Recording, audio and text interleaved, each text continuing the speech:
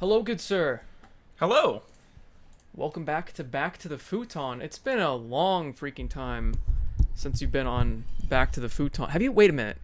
Have you ever been on Back to the Futon? Yeah, there was the one that we had that was not on a futon, but it was back to the futon, and people were commenting on where's the futon? Yes. And then there was another. There's a couple of them actually. I've been on one with you and Eric before. Okay, that's what I thought. A long time ago, back when he was still at his parents' house. Oh my god. And then there was a couple of things that we recorded here, but I can't remember if they were back to the futon or if we just went overly long on the recording. I think most of our recordings just go overly long, and then we're like, "Oh, is that a podcast?" And it's like, "No." It's whatever you want it to be, dog. Exactly. Well, I'm glad to have you back on. And, glad to be here. You've been incredibly busy. Yeah. All of this time. Do you want to talk about that a little bit? What's going on? Yeah. So I think since the last time I've been on here, I don't think I had this job yet, but No. I have become the eSports manager for Rivals of Aether, as in officially on the dev team, working for the game I love, and I like wear the shirts on your videos all the time, and I'm sure I annoy all your fans with it. But You're like, play Rivals of Aether. Even before you worked for them, you're like, play Rivals of Aether. What are you doing? You should play the game, Rivals of Aether. Just play the game. hobby turned career, profession, whatever. Hobby turned obsession turned profession. Yeah, because I've been running tournaments and stuff for that for like 4 years now. Good God, it's been that Yeah. long. It's been over 4 years actually, which is crazy. Oh my God. Because I was running them before I even moved up to Phoenix. You're right. And, yeah, and I've been in Phoenix for over 3. Holy shit, you were playing Rivals of Aether when we lived together. I've been playing Rivals of Aether since before I lived with you. Oh my God, I didn't know the game had been out that long. It was in early access for a long time. The official Holy release shit. date is 2017, but I played it in 2015. So yeah, I'm working with them now, and I'm still only part-time, but I am working with my geology job as well. So like last week I got around 60 hours between 2 jobs. I usually get around like 50 total, but I did a big national stream for what's called the ROCS, which is like an online circuit we're doing because of COVID. And I had like my 3 monitors here, and then this monitor and my other laptop, and I was just like the stream king. You can check That's it out sick. on my Twitter. That's But yeah, sick. so it's been a lot of fun. I flew out to one tournament to help him run it before COVID happened, and yeah, absolutely love it. Yeah, freaking. I mean, the whole COVID thing. I mean, if it weren't for that, I'd be there right now. Yeah. You know. Oh, absolutely. Or I'd be down there because I haven't been to Tucson in months. Yeah, I haven't been anywhere in months. Well, yeah, obviously, but like I haven't even seen family in Tucson in months, because like I'm taking all this very seriously to the point where it's like, I mean, I would love to see my brother, but Yeah.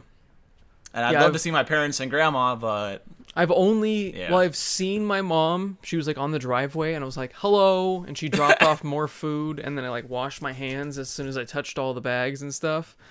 But besides that, I've just been like living with my dad for like the past month now. It's been weird. I'm like, oh fuck, I'm like 26, but I feel like I'm back in high school again. This is strange. yeah, that's Like wild. it's super wild.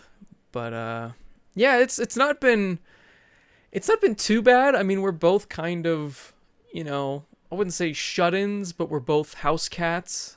I'd call us like extroverted introverts. Yeah, I would agree. Like we've got like little like flashes of it. Yes. And I'm able to be in public and do things like, because Yep. I DJ'd and I do my esports stuff, but Yeah. I prefer to be right here. Exactly. So it's like when this whole thing happened, everyone's panicking and going, I don't know how to handle anything, and we're all like, So kind of sucks. I can't go to the distillery there, but yeah, like I can't go over to Santan or whatever, but it's funny. There's an article I read because I was like, am I kind of like alone and like I kind of almost like this more? Yeah, Apparently I am not about nearly as depressed. 20% of people have seen increases in their mood since this has started. I'm part of that 20%. like, I'm not saying this is a good thing, but I'm just saying this is really nice for me that it worked out this way. Because, like, obviously I want this to be over so I can go out and do stuff. Yeah. But at the same time, I am pleasantly surprised at my ability to start making food and eating better for myself. Working out on my own, like, in the backyard. And I actually just found a app called the Home Workout app. It's got a bunch of ripped dudes. Oh, God. It's got a bunch of ripped dudes. We know why you downloaded it now. So I get to look at them all day. No, but it's a workout app that is designed to be for at home with no weights. And I found that today. So I'm going to I've been doing my own workouts, but I'm going to start going off of that. And they've got free premium for a couple months because of COVID. So I was like, oh shit. I should do that. I was literally downloading benefits for my work because I've been too lazy to do so. And I was on the app store looking at a health wallet app. And, it showed up with health. So I was like, oh, cool. Nice. So I got that going for me. That's pretty sick. Yeah, I've been trying to keep up the workout routine as well because I had been doing something in the gym at work. And it was very easy to keep doing that because I didn't want to do stuff at work. So I was like, oh, well, I'm going to go into the gym for a little bit and they don't care if I do this. So I have a reason to kind of take a break from my desk and use all the equipment. And now that I'm at home, I'm like, I don't want to. I have to force myself to do it a lot more. Right. Yeah, it's strange. Yeah, it's really weird because I always wanted to play Ultimate Frisbee is one thing that I do for fun in my free time. So I'm like, oh yeah, I always go out there and do that once a week if I can, maybe twice if I'm feeling really frisky and have some free time. But without it, I'm like, well, shit. So I just started doing this and it's working out pretty well. There's a lot of days where I don't want to, but by the time I start, I'm like, oh, this is easy. And so I just keep at it. Yep, same here. But besides that, yeah, I mean, I can see why we're both feeling better. I think we both have I mean, your commute isn't terrible, but it's still a commute, and fuck commutes. Yeah, it's an an hour. It's 45 minutes. Oh, yeah. There you go. 45 minutes to an hour drive one way in rush hour traffic. So I save all of that time both ways. So I turn an hour of that into sleep, right? Well, you said 45 minutes each way? Yeah. Yeah, that's what mine is too. About. Yeah, so I save an hour essentially each way total. Same. Counting getting ready and, walking to parking garage, et cetera, et cetera. So I turn an hour of that into sleep. And then at the end of the day, I turn an hour of that basically into a workout. And it's great. Not only that, but because I don't have to commute, I've noticed that instead of doing 35-hour days, I've gone up to 40 hours remotely because I just don't mind doing the extra work because I'm just there. I'm not dreading driving and stuff, Oh, 100%. Yeah. It's amazing how much a commute just destroys your mentality. And I think I read somewhere every 10 minutes added to your commute is somebody that would rather have 10% taken off their pay.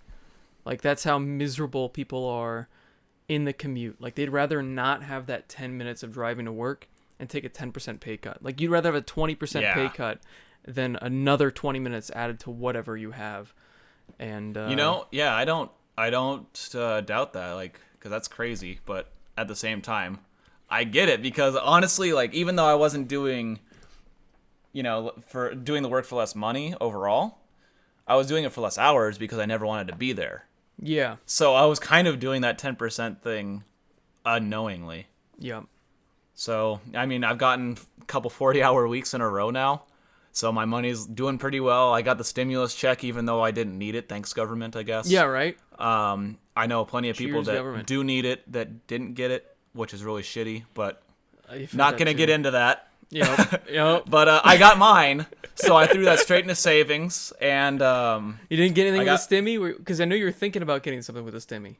I was thinking about it, but deep down I knew that the best thing for me to do is to act like I never got it. So throw it in the savings, budget out my months the same way I'm normally budgeting, but I'm also getting more hours at work now on average. And before you know it, if they pass another bit of legislation, We're gonna be saying looking that we're gonna $2,000. get more. The more stimulus money. I'm gonna have a house of my own in no time. Like, I'll take the money, man. Absolutely. Man, yeah, they're talking about $2,000 a month for every month that there's like this quarantine, and I'm almost like, does it ever have to end? Like, yeah, like, I mean, I'll take the free money. They've been taking my money from taxes for so long that it's just like, you know what? Give. Right? This isn't a loan. This is free money from the government. That never happens. I'll take that shit to the fucking bank, dude. It is 100% free money, and well, the thing is, it's not even like we're acting like it's a gift, but it's like our money we're getting back. It's like, wait a minute, you could have been doing this the whole time. Yeah. Oh shit, that'd be great. But whatever. Like, my biggest goal to own my own place. Yep. Isn't even like to live alone. I would like to own my own place and maybe even rent it to other people. But I want a fucking dog, dude. That's my goal. I want a dog. Yeah. Me too. Same here. I want a freaking pet so bad. I like see all these like cute photos of people getting puppies and stuff, and I'm like, yeah, that could be me. I can't. But I have 4 roommates, so. That's the thing is, like, right now would be the perfect time to get a puppy because you have all the time in the world to train it. Absolutely. Exactly. Yeah. Take a break whenever you need to, and then just clock back in. Didn't you just say that the shelters are running out of animals? Me? I thought somebody just said that recently.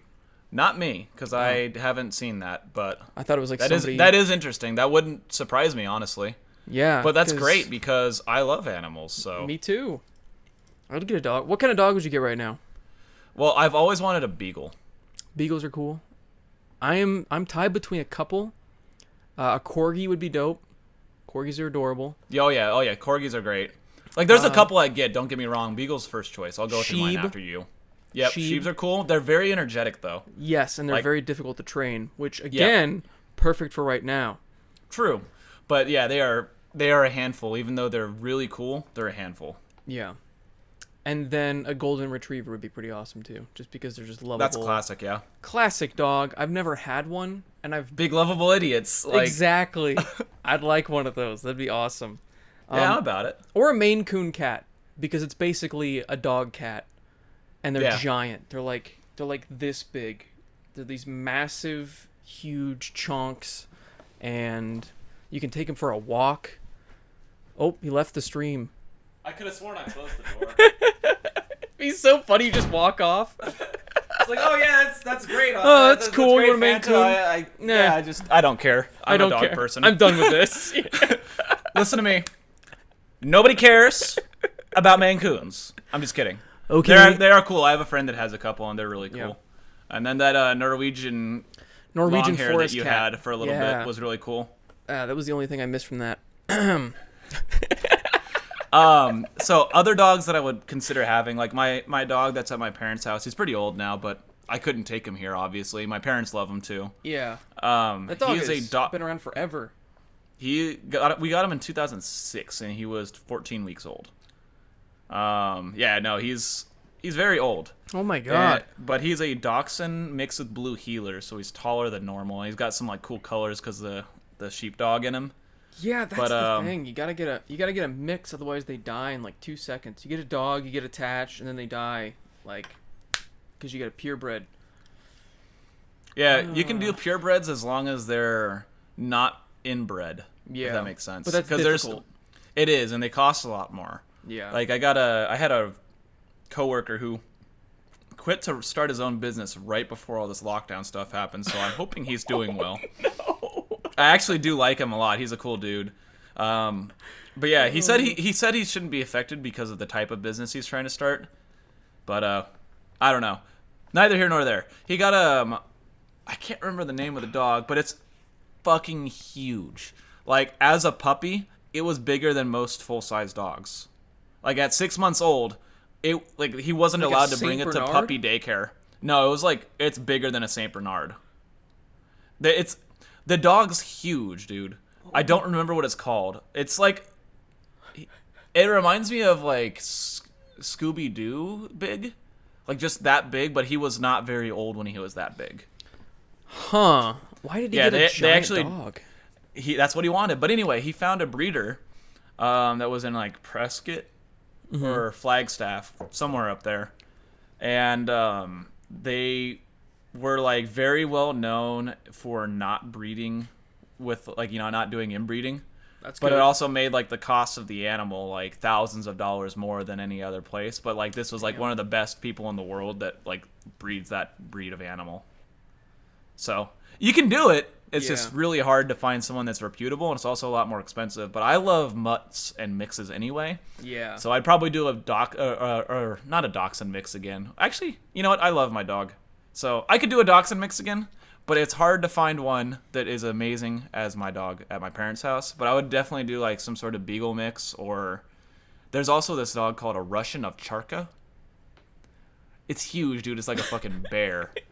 that shit, like, I love how that shit looks. And then corgis are cool too. Yeah. I mean, you can't go wrong with most dogs as long as they're not like tiny. Like I'm about it. Chihuahuas are a mess. And then Pomeranians too, because like a lot of the small ones, even if like they are cuddly or whatever, they're just kind of. They're kind of annoying. I don't know.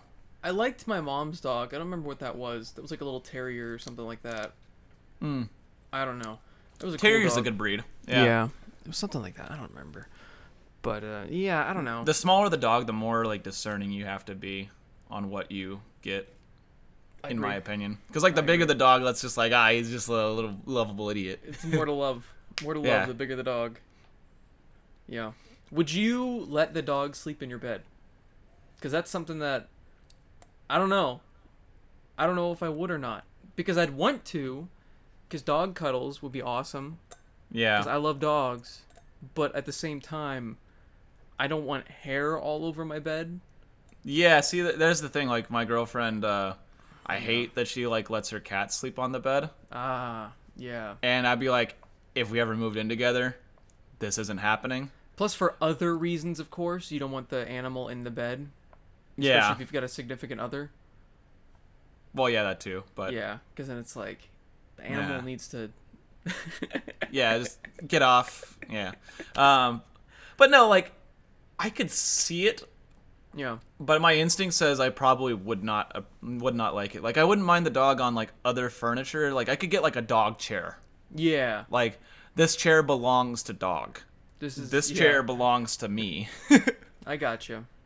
But yeah, like bed is mine. I'll give dog its own bed, and it'll be a great bed, the best bed. Believe me. Ask anyone. It's the best bed. The dog loves it. And that doesn't stop you from laying on the floor and playing with dog or falling asleep on floor with dog. That's true. But bed is your bed, and dog bed is dog bed. The way you keep saying with dog reminds me dog. of Robert California when he keeps saying baby. Oh, yeah. Baby gets up. Says, I'm fine, bitch. Yeah. I'm fine. That was... I know a lot of people were upset, including myself, when Steve Carell left. But Robert California was... He was pretty good. Oh, my God. His season was, like, in my opinion, hit or miss. Not because of him, though. I thought he was great in almost every scene he was in. Every scene. But the people that made it worse were actually, like, you know, Andy, Aaron, Gabe, and a couple of the other characters. Just kind of like, that all Jessica person they introduced, Andy's fiance. Yeah. That episode was so rough where he breaks up with her. Wait.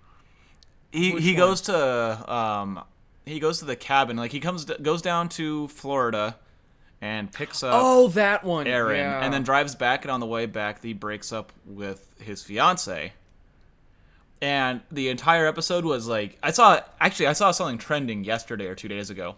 It was like Scott's Tots versus the Scott's Tots. I usually skip that episode. Same, but there was a debate going on which one was harder to watch, Scott's Tots or the one where they had the dinner party with Jan.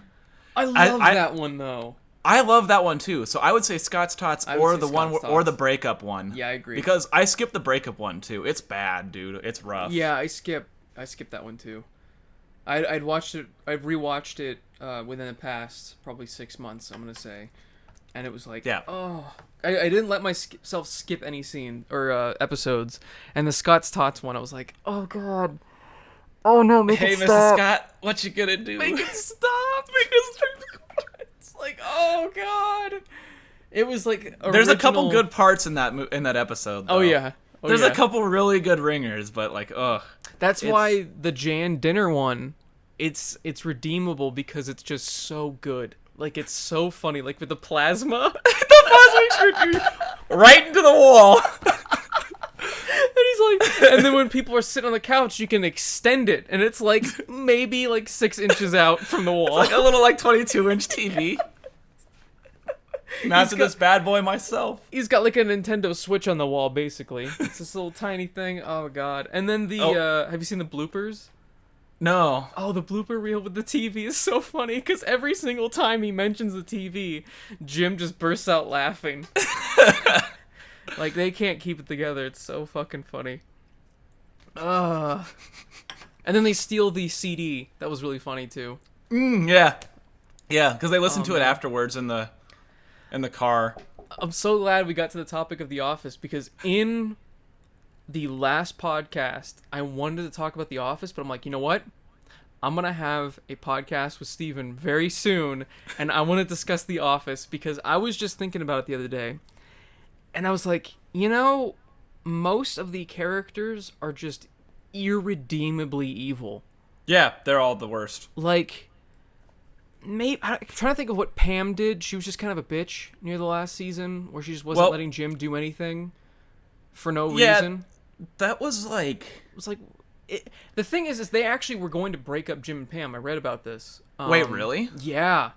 Why? Why would John you do that? Krasinski and the writers, they wanted to add something different, and they wanted to break them up. And I'm like, what? That was like what made the show good for 5 seasons plus. Yes, exactly. That's what made the show bad perfect. In the last season. Yes, exactly. It made it painful because it didn't make any sense for this couple to break up. Mm-hmm. And the reason for them breaking up made even less sense. It's like, what is happening? You're really going to think of divorce after having, 2 kids with this guy just because he wants to have a business venture that is doing well? So wait, were they going to have Pam get together with the boom guy or whatever?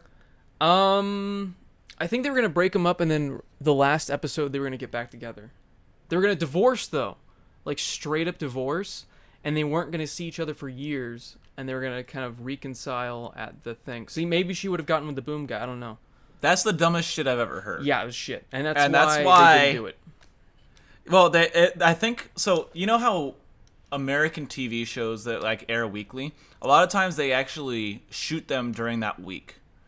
Like, I don't know if The Office was the same way, but back then, I don't know if it was... The same way with them, but what I like to believe, because remember the South Park when the well, South Park's different because it's animated, right? But it's also topical on political stuff, and a lot of U.S. shows release week to week, and they'll shovel them out week to week. And so there was a time when the South Park studio was closed for a week, and they actually had to delay the next episode because their new jokes and stuff just couldn't be animated and all that. They might be only a studio that does that, though. No, I know Fringe used to do it, too. Really? Wow. Yeah. So what I'm thinking is they started doing it, and I think Dexter did, too. They started doing it, and then saw the hate coming from the crowd, or like the audience, watching at home, and then shifted gears. Because I swear to God, season 6 of Dexter, the one with the religious stuff, the exact same thing happened. Yeah. Well, it got better after the 4th or 5th episode, and then it got good. You know, they redeemed it to a point where I was able to watch the rest of it and be like, okay, sure, that actually had an ending after 7 episodes. So you could see they probably fired someone, they killed off the annoying character, and then they started building it up into a normal Dexter season. Dexter was just Misery the show. Yeah. What's more miserable? I want to look that up, actually. BoJack or Dexter? Well, it's hard to compare because BoJack's realistic. Dexter has always had this air of supernatural to it. They even said that in the interview. They're there's a lot of stuff that's not supernatural, but unrealistic. Unreal. They do that on purpose. There's unrealistic stuff that happens and it's just like that's the world they live in. So I definitely say BoJack if you're looking for a realism. That makes sense. So, yeah, but Doctor Who and a lot of British like UK shows, they film the entire season before airing it. Yeah, I feel like most shows do that.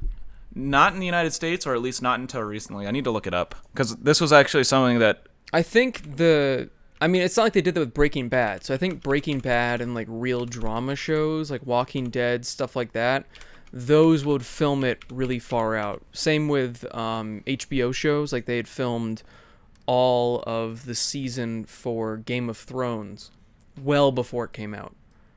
So I think it depends on the show. But then again, I mean, I just said a bunch of shows that have very high production quality, you know. Even if you don't like Walking Dead, you have to admit the production quality of that show is, well, it kind of went down a little bit, but... It's funny you mentioned that. My roommates are watching it right now. Well, not right now, but they've been going through it for like the last week. The Walking Dead? Yeah. The thing about that show, did you ever watch that show? No, but every time I've walked down there and seen them doing stuff, it's like been interesting. It was good. It was really good. When it first started, it was like, holy shit, this is going to be amazing. And then it just kind of floundered. And then it got boring. And then I didn't care. And I just stopped watching. I heard it got bad after like the 3rd season. Yeah. Yeah. It was once they got to the prison or something like that. Oh, yeah, because they were in the prison and had like this like war with some dude with an eye patch in an episode that I walked down and saw. Yeah. I mean, that looked cool, but I had no context to it. Yeah, it was... So, like, I don't know what led them there, whether or not it was actually good. It was, again, just misery, the show. It's just a bunch of people dying and suffering the whole time. I don't know. I can only handle so many at a time. I can handle, like, one at a time. For, like, the longest time, that one show was Game of Thrones. Like, it was just, like, misery, the show. It's just everyone's getting murdered. Nothing's really that good. Just that. I guess BoJack was in there, too. But now I'm watching Ozark. And it's also just misery, the show. I mean, they're constantly under threat of dying, his whole family, and there's like the cartel involved, and the Dixie Mafia, and the other mafia from, where was it?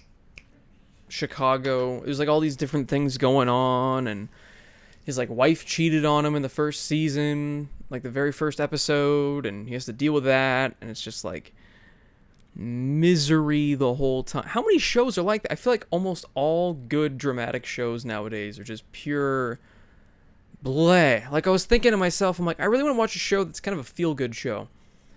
And there's nothing on like The Office or Parks and Rec right now that's worth watching.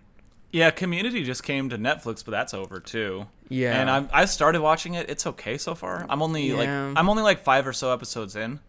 But it's like, it has some really good moments, but then it also drags quite a bit. Yeah. And it's got like this stereotypic like trope of guy wants to get with girl. And it's like, I'm already out. Yeah. Yeah. But I mean, that was in The Office. I've heard it's a great show, and it's got like Donald Glover is in it, Chevy Chase, freaking John Oliver's in it. So like, I know it's good. Strange. Yeah. Also, by the way, I stopped looking up whether or not The Office is shot to week. Someone in the comments can tell us. I don't know. Yeah. I'm curious though.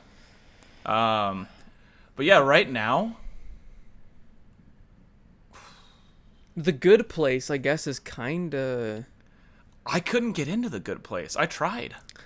It was, I don't know. I had mixed... I got into it, but then I got out of it. Like, as soon as my dad was like, not excited to watch it anymore, I didn't give a shit. I was like, I'm not gonna go watch it on my own. I put it on and I just like start doing other things, and I'm like, well, I'm not paying attention to it, so what's the point of watching something new, right? Yeah, I know. So like, I can put on The Office and not pay attention to most of it because I've seen it so many times. But it's so good. But the first time I watched Parks and Rec, same thing. Like, I could put on Parks and Rec now and just do other things. But like the first time I saw it, every episode I was glued to it because it was a great show. Yeah. But yeah, I can't think of anything that's heartwarmingly like critically acclaimed. It's just right all now. That's live right now. It's all depressing stuff. Better Call Saul, amazing, but depressing. Well, Better Call Saul and Breaking Bad. For some reason, Breaking Bad, I never felt that miserable. I don't know why. It doesn't make any sense. I did, and I watched all of it in like less than a month. So Yeah, I guess I did with one of the watch throughs, but after that, after like the second or third, it's just entertaining. I don't know. It doesn't. I haven't seen it more than once, so that's probably the thing. Okay, I've seen it like 6 or 7 times now. I still need to see the all the way through the movie. Oh, you haven't seen the movie yet? No, I need to. Dude, it's so good. That is miserable. That is like nice. Way more miserable than Breaking Bad. Really? Have you started watching Better Call Saul yet? I saw the first episode while I was like traveling because I like downloaded it from Netflix, but I haven't watched more. Dude, I've heard it's really good though. It's so good. It gets so good. I've heard some people say it's better than Breaking Bad was. I don't know if that's true, obviously, but I'm too biased because I've watched Breaking Bad 6 times. So I don't know. It doesn't have the same rewatchability. I'll have to go through it again. I don't know. It might be on the same level, but I don't know if I'd call it better. I think Better Call Saul has a slower pace, and that's not necessarily a bad thing, but it doesn't have the same rewatchability, whereas Breaking Bad, it's like the first episode, he breaks bad, you know? Yeah. Like he's immediately Breaking Bad. Whereas Better Call Saul, he's not Saul Goodman, like the lawyer, until way, way down the line. So it doesn't get going as quickly, in my opinion. I mean, he starts out as kind of like a troublemaker, but it's not the same. And, okay, I want to get back to The Office, but real quick, when it comes to Breaking Bad, did you root for Walter White the whole time? Yes. Me too. I did too. Absolutely. I like a bad guy. Even what after can I say? everything he did. Even after everything he did. Some of my favorite characters, like the Castlevania TV show, Dracula is like my favorite character in that show. Oh, he was cool. He was cool. I don't want to spoil, or I guess whatever. The new season came out, and I want him to come back. But I don't know if I want him to come back so quickly. I think he's going to. Oh, he's definitely going to. He does all the to. time in like Castlevania lore. But I don't know if I want him to come back immediately or down the line. But now one of my favorite like characters is Isaac. He's like a bad Isaac's guy. Awesome. I love Isaac. But he's a good guy. You know. He gives people a chance sometimes. Yeah, and but he's like evil to the core. And he's not boring. He is not boring. I want that guy to come back. Yeah, the captain. He didn't kill him. Yeah. He needs to be his friend. No, but so like I like bad guys. So when the protagonist is a bad guy, I'm about that shit. Like Dr. Horrible sing-along blog, definitely not like a dark show, but he's a bad guy, and I'm like, hell yeah, let's go, Dr. Horrible, take over the world. You can do it, buddy. I know you can. It depends on the bad guy though, because there are definitely lots of bad guys I do hate. But when it comes to Walter White, I kind of understood all of his actions. I don't know if there's a main bad guy that I've ever hated. Because, like, the main bad guy in Castlevania right now, there isn't really one. There's, like, 3 or 4. I guess I don't like Carmilla. I want her to lose, but... Yeah. You're not beyond rooting that, like, for her. Yeah, the main bad guy, though, Dracula, I was like, fuck yeah, kill them all. This is great. It's like, I get where you're coming from. They killed your wife. Fuck it. Yeah. It's like they're all corrupt. Murder them. I don't know if I'd say all people. I probably would have just gone for the churches. But, you know, if you want to go for all people, that's not too much farther of a stretch. Plus, it's a TV show, and it's like, I like to see plots unfold. I don't know. Yeah, that's true. And most of the time, the good guys, their only motivation is to stop the thing. Yeah. But the bad guys, they're deep, man. They've got I would layers argue, to what they want. I would argue that that's why Castlevania is so great, because even the good guys have layers. That's true. Yeah, no, Castlevania is one of my top shows right now. I would pick up my webcam, but I'd mess up my thing. But I've got the poster right there, and also I've got the shitty little Funko Pops. There you go. You got the other one too, right? Yeah, I've got Sypha and Trevor as well. Okay, I was like, I saw Trevor the other day on sale, but I was like, I'm pretty sure I forwarded that to you already. Yeah, the only one I don't have is Alucard, and after this most recent season, I'm pretty happy I didn't get him. Yeah, also, that plot arc was not it. There's a Trevor statue down there. You can barely see him, but he's pretty big. He's like... Where is he? In the middle of the glass. Oh, case. I see him. Yeah. Yeah, Castlevania. One of the best shows on TV right now. Pretty amazing. I was upset about the Alucard arc, though. I don't think he needed to become bad. I really don't. I think he... Well, it's hard to know if he even became bad. He's just jaded now. Yeah. But the problem with Alucard, he's like, he didn't need to even be in this season. But because he was such a main character in the last 2 seasons, they felt the need to write him in, is what I feel. You know, I think if they didn't have that stupid ending that didn't make any sense with his arc... Yeah, that's true. He could have just kept training those people. Yeah, and he could have just been like a little side plot that maybe resolved better. But yeah, that was weird, man. They turned on him for no reason. Weird. All of it. I was like, what is happening?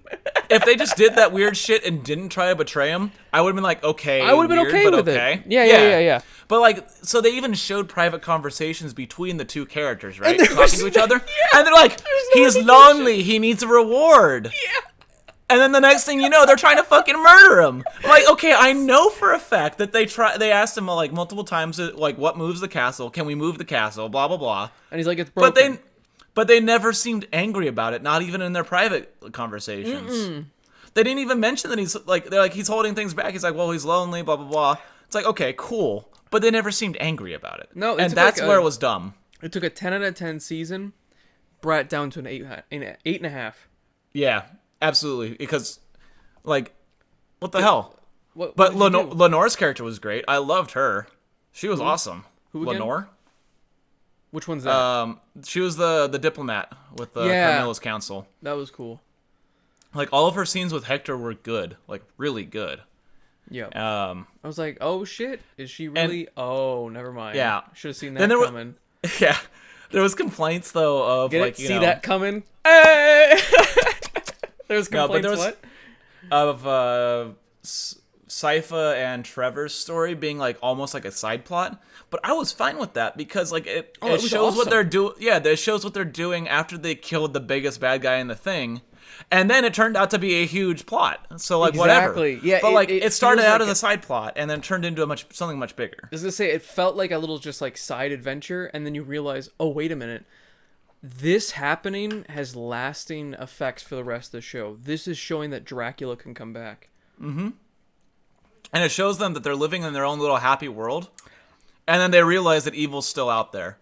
They're like, well, they knew evil was still out there. The good guys. Like, they're like, holy shit. It's not just things that we can kill anymore. It's like, people. There's a lot more terrible, terrible things out there than just flying ghosts with flaming shit coming out of the air. Wow. Yeah. I liked their relationship interactions too. I thought it was going to be kind of like they're so great. Yeah. But it's like, oh, this is awesome. I was really happy for them. Yeah. It's like, good job, dude. I love that part where he's like drinking the beer. Oh, this is better than sex. And she just freezes it. Guess you're not getting any tonight. Okay. Back to The Office, though, before we continue to spiral completely off topic. Yes. So The Office, I was thinking, are there any actual good people in the show besides just Jim and Pam? Are there any redeemable characters? Because Jim has like occasional selfishness issues, but that's like a normal thing, whatever. He occasionally makes mistakes, but that's fine. I don't remember him ever really screwing over anybody. No, him and Dwight got Packer fired. Yeah, but that was after like yeah, exactly. So like there was just cause for it. The worst thing he did was lie to his wife about the Philadelphia thing. Yeah. So like the worst parts of Jim and Pam are the last season, which is part of the reason the show's so bad. And it was one lie. Because it was completely out of character for both of them. Yes. That was the problem with the season. So I'm ignoring that. Yeah. But even then, not as bad as what the other characters do. No. So let's look at it by like severity of characters. So like we got Jim, Pam, we're gonna go by Dwight, character. and Michael, I think, right? Are the next two big ones. Dwight, 100%. I mean, he... Oh, awful person. Complicit cheater. Yeah, proud of it. Over a bunch of people. He tries to get Jim fired all the time for no reason. They also like tried to make him likable at the end. Yeah, that was weird. I mean, he was likable by the end. Right. But like you can't it wasn't forget. him. Yeah, it wasn't him anymore. It wasn't Dwight. It didn't feel like Dwight. Like Maybe, I don't know. It did build up a little bit. I mean, during one of the holiday episodes, like the Bullschnickel one, Yeah. where he does actually get sad that Jim is leaving and then is actually pretty happy when he stays. I guess they did that in a good way, but still, awful person. But he's still an awful, awful human being. And it was also when he inherited the farm and bought the property, he started to grow up more. And like when he thought he had the kid with Angela, that's when like the switch turned. He started being like more of an adult after that. Yeah. Like, because he even tries, like, he stops trying to get Jim fired. He's like, I get it. He was doing it for his kids, whatever. And he even does befriend Andy after they both realize, oh, Angela's just a terrible, awful person. Right. And, yeah, I don't know. It's, maybe he still did redeem irredeemable. himself. No? Nope. Okay. He complicitly cheated on, like, or he was cheating with Angela intentionally and was open about it. Just like once it happened, he's like, yeah, why would I stop? Yeah. Awful person. Okay, next. Michael was Scott's tots. So there's a difference between him just being stupid and being malicious. He wasn't malicious about it. I will give him that. But he ruined the lives of an entire class. But at the same time, they did do really well in high school. He did, I think. Yeah, the 40% of them actually graduated. Like 40% more of Scott's tots graduated than any other one, is what they said. Yeah. So he did do that. He did stop people from doing drugs, and because of how old they were at that point, they were most likely not going to just jump into drugs right afterwards. They were disappointed with him, yeah, but that's not going to completely ruin their lives. Plus, if we want to look at it in a realistic way, they're going to get a lot of scholarships for many reasons. You know, I mean, they're in a lower income bracket. If you're so not as terrible white, as he was, like he actually made, like they graduated, yeah. Yeah, but yeah, I think his big like problems come with like definitely racist. He's definitely racist. The thing is he's racist, but not in like a hatred way. He's like, you know what I mean? He's just ignorant about everything, isn't he? He stereotypes racist. He's incredibly selfish and throws lots of temper tantrums. He's childish. He ruins like the Christmas party because he can't be Santa. Yes. Shit like that. And that happens a lot, too much to point out, but little things compile. But does that make him irredeemable just because he's childish? I don't think so. I don't think so either. Now that I'm thinking about it, I think Michael isn't that might be the best bad. of them. He might be the best of all of them. Besides Jim and Pam. I don't know that... Yeah, because all of Michael's things that he did were just childish. Because like even like throwing away the Woody that Holly had. Yeah, that was just a childish thing. He was just an immature person. And then he felt really bad, cleaned it up, and gave it back to her. I'm trying to think of anything that he's done that's malicious. I don't think there's anything. Oh, I hate Toby. So I don't really care. But all the Toby stuff. All the Toby stuff. Yeah, all the Toby stuff. Okay, cool. Got one. I like when he gave him the brick. Got a couple of questions for your exit interview. Yeah. What gives you the right? Who do you think you are? Who do you think you are? I'm Toby. Well, there you go. You got it. Because who was in the room Holly again? It's Holly. Yeah. And then he threw the goodbye Toby party and like rented a Ferris wheel and fireworks and shit. Yeah, he was just a complete asshole to Toby. But then Jim does it too, because he's like, I don't get it, Toby. Like I don't get it. I don't understand what's wrong with Toby. Like I can't deal with him. Oh yeah. Like he even says it in an interview. He's like, Toby can be a bit much at times. Yeah. I don't like Toby at all. Well, Toby was definitely like. So first of all, there's a little like side conspiracy that Toby is actually the Scranton Strangler. Yes. In fact, even the official Office YouTube channel has a compilation saying, "Could Toby really be the Scranton Strangler?" Wait, does it really? Yeah. That's amazing. Okay, I'm gonna see that. It's canon. It's canon. So he's really creepy to Pam the entire show. Oh God, he's too old. He's too old to like Pam. Well, not only that, but like just like the way he goes about it. Like he has pictures of her. Like he's super stalkerish. Oh, 100%. Yeah. So that's where Toby's bad. Let's cross that off. Yeah. Angela cheats on 2 people. Angela's just a piece of shit. Yeah, the entirety of her character. She didn't deserve a happy ending, but she got one, so whatever. No. Dwight should have... even though Dwight was a bad person, he should have just been with that farm chick. Mm-hmm. She was infinitely with hotter Esther. than her, too. Well, not looks aside, whatever. But okay, Esther... a much better person. Well, yeah, like she... I gotta bring looks into it, too. I mean, well, yeah. Looks is part of it, but, like, that's also subjective to the person, right? So, granted, am I wrong, though? For me, Esther is way more attractive. There you go. But...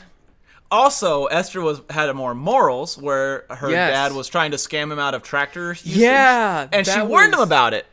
And so, like, what are you doing? We didn't see much of her, but she had more character to her, more redeemable qualities to her in the little time that we saw than Angela had the entire show. Yes. The entire show. The entire show.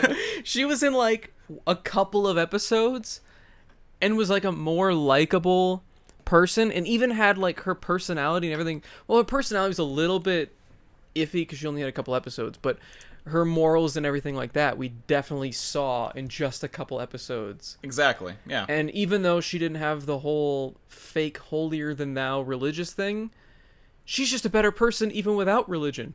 She doesn't need that stupid crutch. So she's just a good, wholesome person without having to, like, dress and act like she's better than everybody else. Right. So 1,000% better person. And what the fuck you thinking, Dwight? What are you thinking? And then she even had like huge tracts of land. Oh yeah, there was like gonna be like a huge what do they call combination of times farms when they do the There's a joining of the houses. There you go. Yeah, it was. So you've watched Game of Thrones, so yes. I haven't yet. It was a joining of the houses, and it would have given them like huge fucking farm. And remember when he inherits an even bigger part of land? He could have run that with her. Mm-hmm. You fucked up. You done fucked up. He didn't even know that kid was his for sure because Angela kept saying no, so he wouldn't have had to deal with it. Even more pluses. And the DNA test came back negative, remember? Well, so I don't understand how that happened. Negative. She said it was negative. Oh, no. You're right, actually. It came back to him negative. What? So I don't know what the fuck happened with the kid. I think they just... I think the writers just fucked up. Yeah, probably. Because, like, yeah, he did a DNA test between the two, and it came back negative. I think they did explain that. I think he got, like, the wrong... I'm trying to remember what he got a sample of. What was it again? He got a sample... Did he have, like, a hair or something? A dirty diaper. Was it a dirty diaper? Yeah.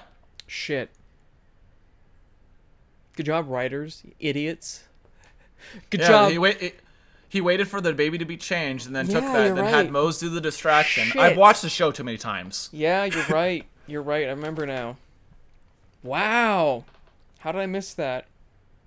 I don't know, but like, so Angela shows up and he's like, the test will come back soon, and so she just sits there and waits with them, and then like the next season starts and it's like, it wasn't mine.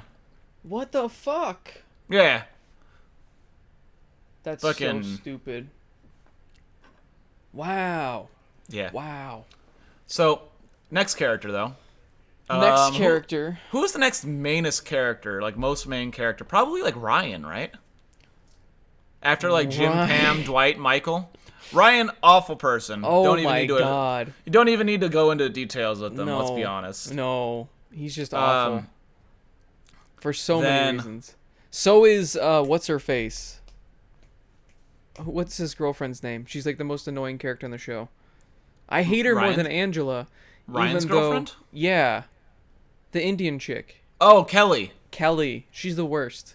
Oh, she's awful. She's the worst. I hate her more than Angela. Because at least Angela's quiet. And they hate each other, which is funny too. Yeah, right? No, because like she's incredibly selfish. She throws people under the bus. Very immature. Yeah.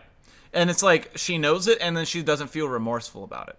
No, she's like That's a sociopath. the difference between her and Michael, yeah. Her and Angela are sociopaths. Both of them are the worst. So then after that... What's up with female characters in shows just being awful people? Like, think about Breaking Bad. all of the females in that show are just terrible. Lydia, Skylar's sister, I already forgot her name. Marie. They're all Marie. like sociopaths. They're all terrible, terrible people. I'm trying to think of someone that I liked from that show that wasn't Walter. Or Saul. I liked Jesse, but they made him kind of a little bitch. Oh yeah, I liked Hank. I didn't like Jesse that much. Like, I don't know. Jesse. Yeah, Jesse was. Jesse was like, I don't. Really I liked like him, and then I didn't like him. Then yeah, yeah, 100%. So when someone does that, I don't like them overall. You know what? I think I like him more after watching El Camino. I like him a lot more after El Camino. I'll give my opinion when I see El Camino. Yeah, you need to see El Camino because he goes through some shit. Oh my god. Who else? Oh, I like Gus, guard. by the way. I like Gus. Oh yeah, Gus was cool. Gus was dope. I like him a lot. But he was also a terrible person. Yeah, but I still liked him. Oh, he's in Better Call Saul? Nice. Yeah, he's in Better Call Saul. So is Mike. Ooh, Mike. Mike's dope. Yeah, I was gonna say the security guy, Mike. He's I kept wanting to say awesome. Hank, but yeah. He's a huge part of Better Call Saul. Oh, Hank shows up in Better Call Saul too. Such a good show. Nice. Yeah, anyway, Mike the entire time, like that you see him in Breaking Bad, like he was introduced to you because of his work with Saul. So of course he's gonna be a big part of it. Fucking badass. Like in both shows, he is a badass. Yeah. Yeah, the scene where like Walter kills him was like wild. Oh fuck. Yeah, sorry if you guys haven't seen Breaking Bad. It's been out forever. You should have seen it at least twice already. Well, how many years has it been? I was in college when I watched that shit, so I don't like to think about how long ago that was. It makes me really sad.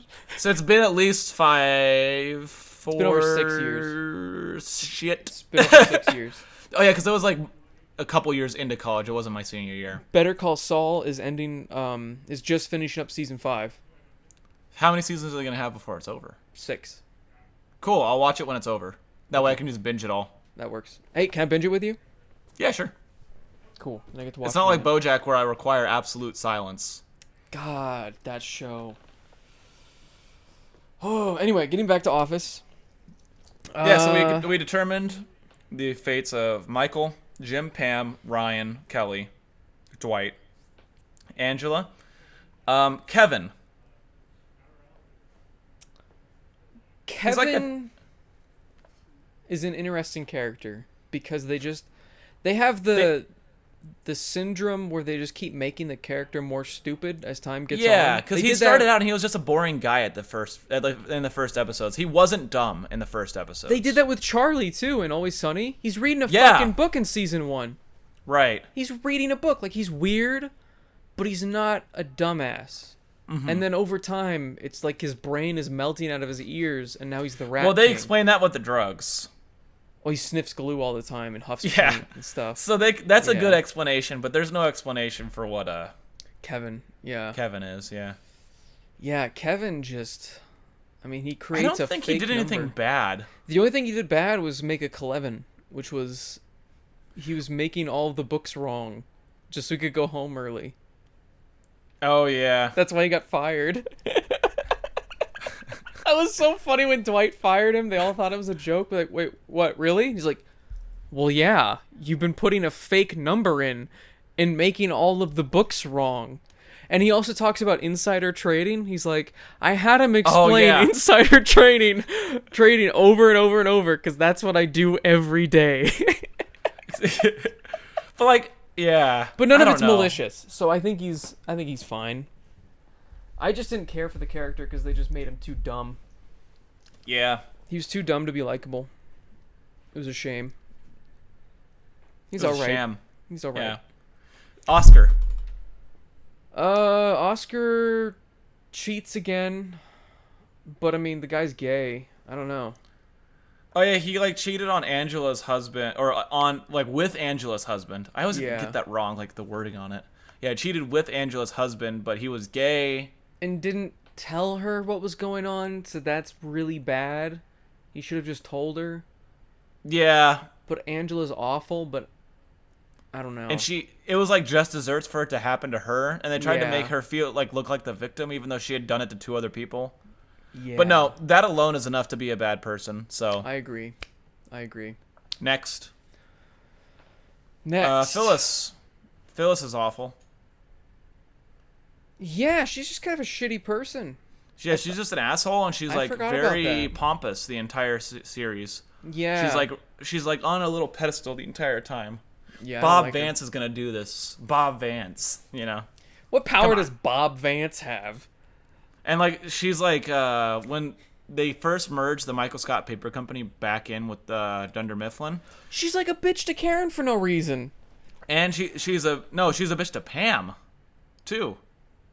When was she a bitch to Pam? So Pam. Yeah. Yeah, she's like, I just wish I had more time for my clients. You know, isn't that what you told them over the phone when you were stealing them from me? Yeah. And then Pam's like, and she's like, close your mouth, sweetie. You look like a trout. And just leaves. Yeah. Passive aggressive shit. Yeah, I don't like her. Well, we might as well just go by. Yeah, because we're kind of going by desk clumps. That's how I had to think of it. Yeah, Stanley. Stanley's a piece of shit. Yeah, cheats on multiple ex-wives and is just an ass and whatever. Next. Just awful. Next. Andy. Andy.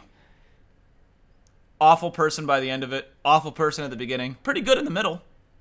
He's annoying. I don't know if he's awful in the beginning. He's really annoying. And he has a temper. But I don't know if he's an awful person. Well, he turns into an awful person. He turns into an awful person at the end. He's like lazy, and he's just trying to be famous, and he's just kind of... And he like leaves his fiance randomly for Erin, who I don't get. It's like she wasn't great. I mean, she was like okay in the beginning, and then she also gets stupider over time. Was she huff and glue with Charlie? What's going on? Why is everybody getting dumber in this show? You know, because like when they first introduce Erin, she's not that stupid. Right, she was actually a likable character. Yeah. And then they just make her into like the dumbest person in the show. Like she boiled Gatorade for the old lady she was helping out. She started becoming female Kevin. Yeah, really. I don't know why. It didn't make any sense. Are you looking at characters right now? No. Sorry, I got like 1,000 notifications on Discord, so I was muting the channel. Oh, I gotcha. Well, now we gotta go to the back. So we talked about Ryan. Ryan's piece of shit. We talked about Kelly. We talked about Toby. Did we talk about Toby? We didn't talk about Toby. He's creepy, but is he irredeemable? Toby? Yeah.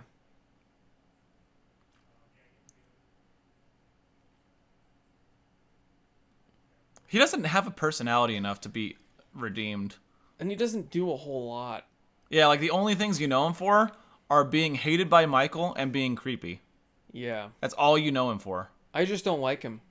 I don't know why I put up a third finger there, but... Because you just don't like him. You're like, I wanted more reasons. Yeah, I don't know. I just don't like the guy at all. He just is a character that if he wasn't in the show, I wouldn't be sad. He doesn't really add anything to the show except for... He does add funny moments for Michael, but he himself doesn't do anything funny or bad or good. Mm-hmm. He just kind of exists, and his existence is annoying. His existence is pain. His existence is pain for him and everyone else around him. Remember the episode where they go to the bar and Pam's back with Roy and he's playing the crane game the entire time, and at the end of the episode she's like, "Oh, that's really nice. Don't you have a daughter?" Yeah. And just leaves. That was so good.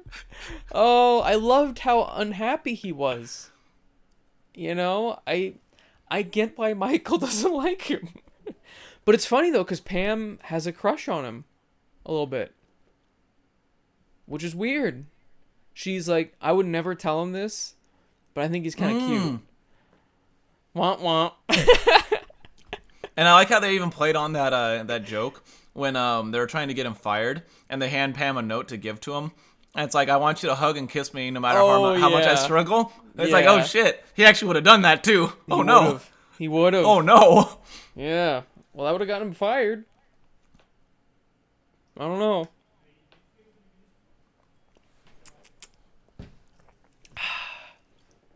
I think that's... Oh, Gabe. I hated him. Hands down, awful. You don't even need to explain him. Just terrible. I don't... He doesn't do anything, though. That's bad.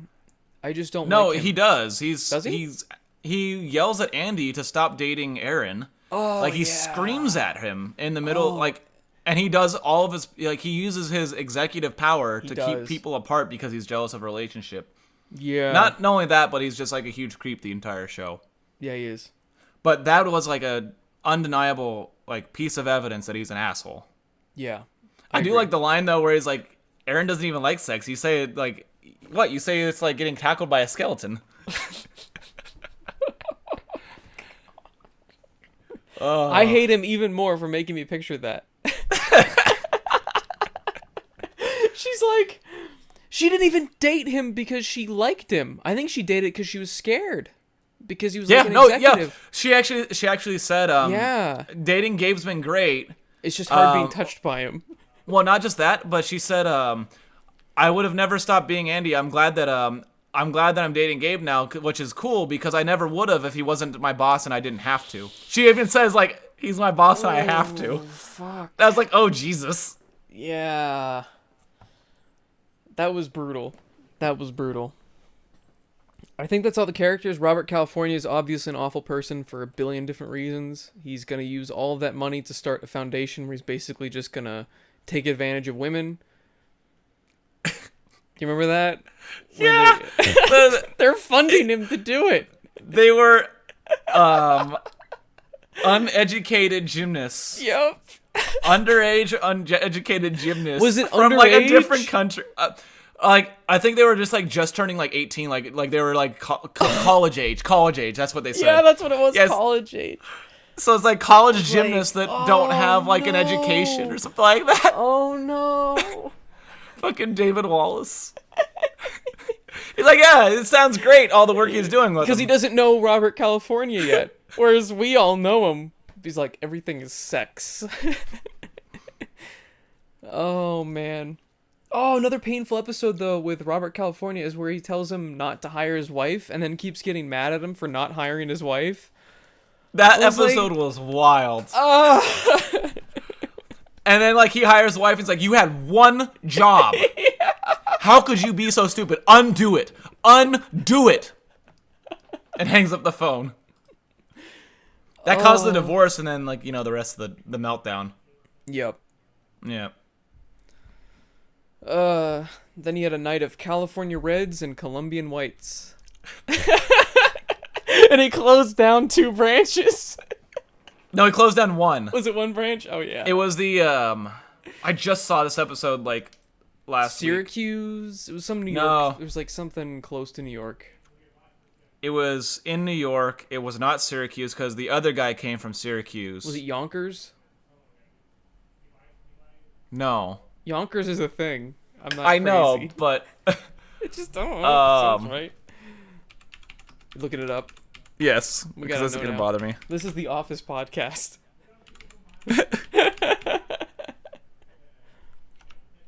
But I do want to bring up Parks and Rec as well. Because I think the same discussion can be had for Parks and Rec. There's a Dunder Mifflin Wikipedia. Of course there is.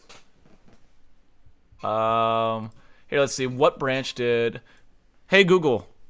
What branch did Robert California close in The Office Season 8? Was it Season 8? I don't know how to help with that. Yeah. Here are other things you can try. Shut up. Useless. Did you hear that?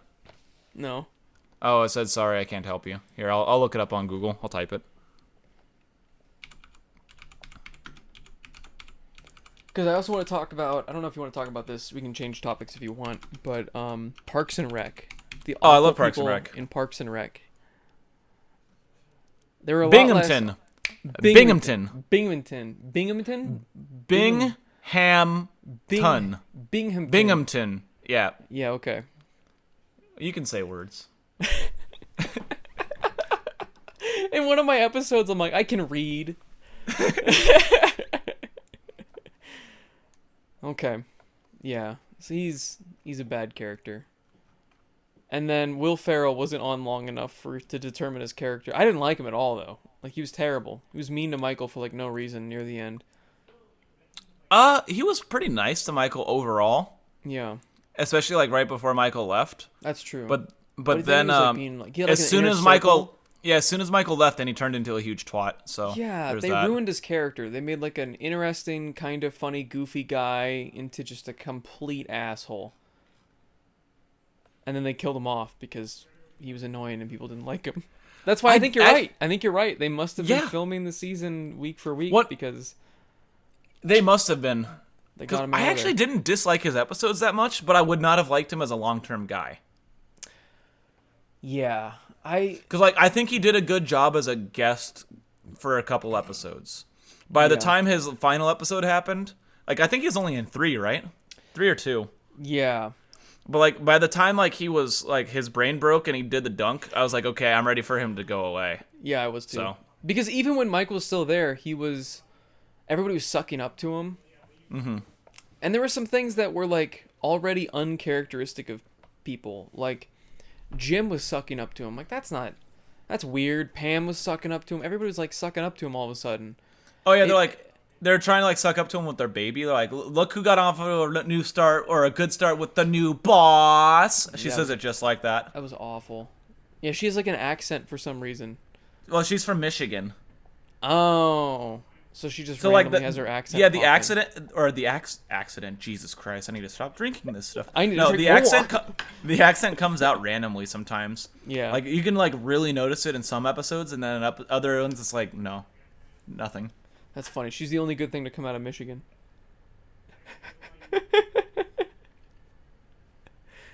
I have a friend that's from Michigan. Oh, okay. Yeah, I have a couple friends. Speaking of Michigan, this is topical. Did you see what was going on in Ohio and Michigan? I am not doing politics on this podcast. It's not politics. It's just what's people going on behavior. What is going on in Ohio and Michigan?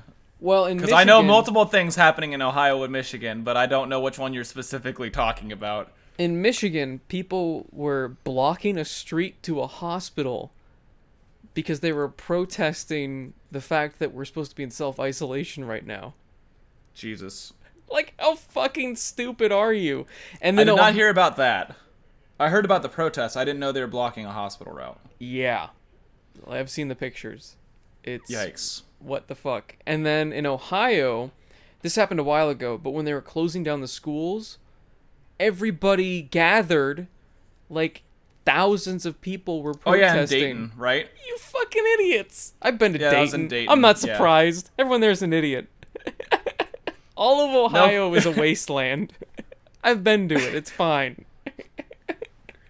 I can say it. It's fine. If you're from Ohio, maybe you're cool. But you gotta agree. Take a look around you.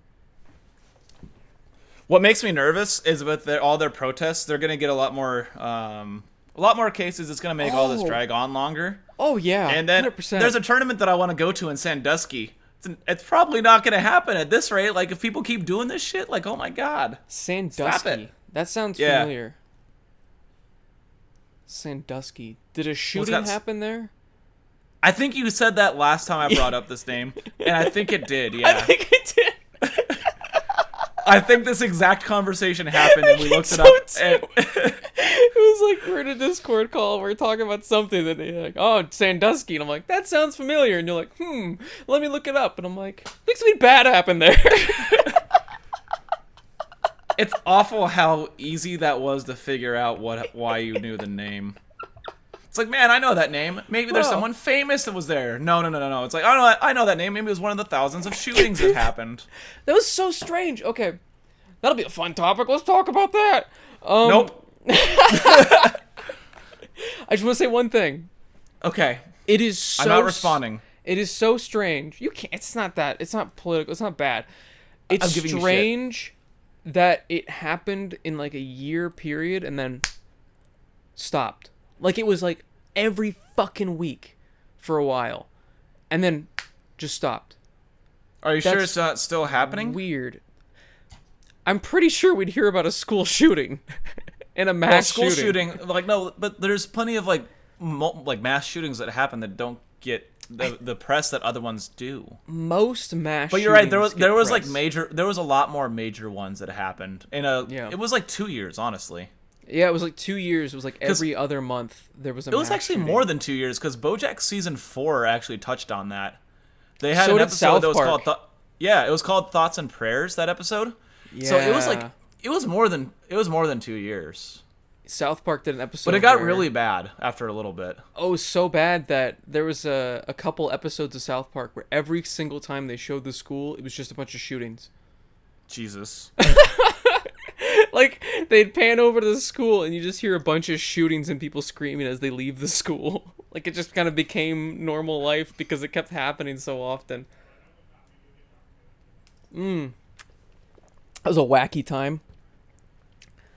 That was a shitty way to put it, but anyway. Wait. The Gabrielle Gifford shooting. Oh, that was forever ago. That was in 2008. I was in like middle school.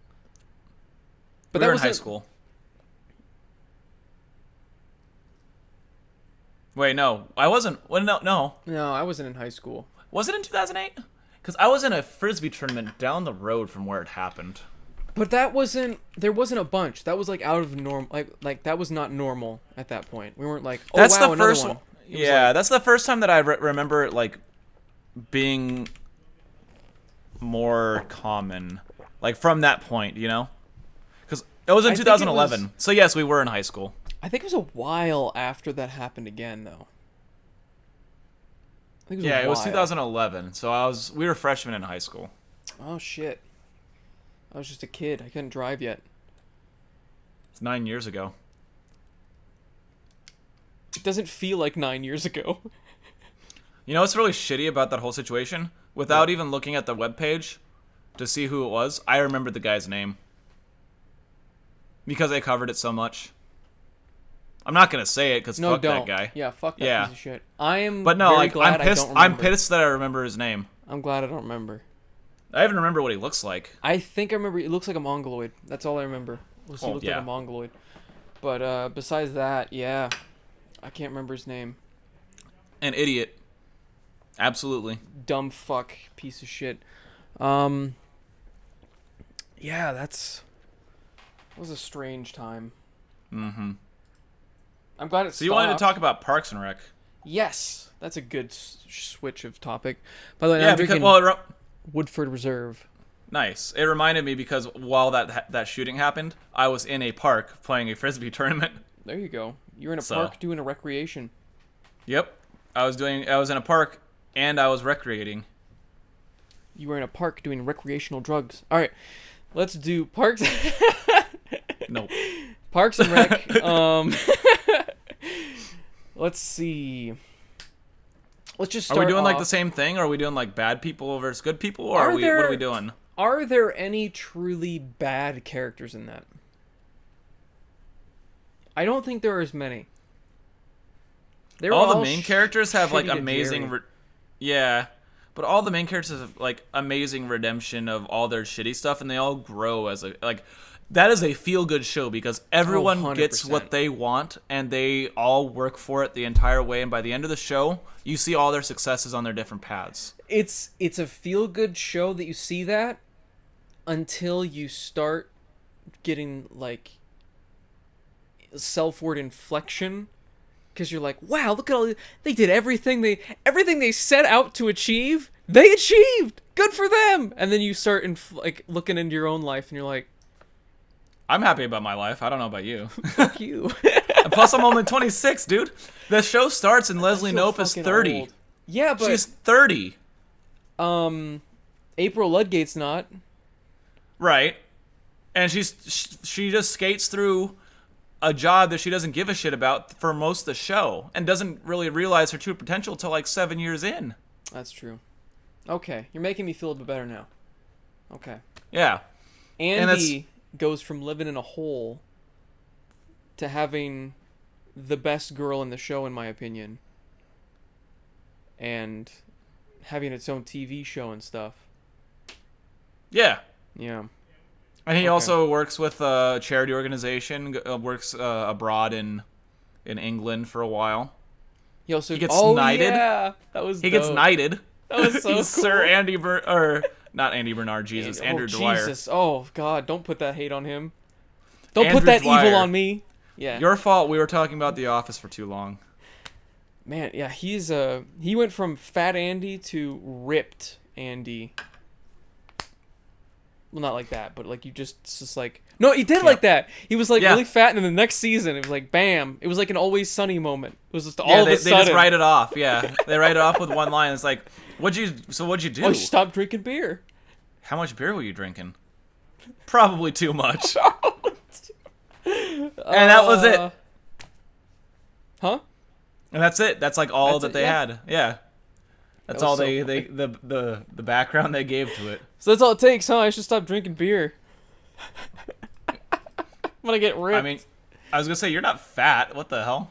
No, I'm not. But if it means if I do these abs workouts with me and stuff that I showed you on the app, all right, I'll send you it. Send it to me.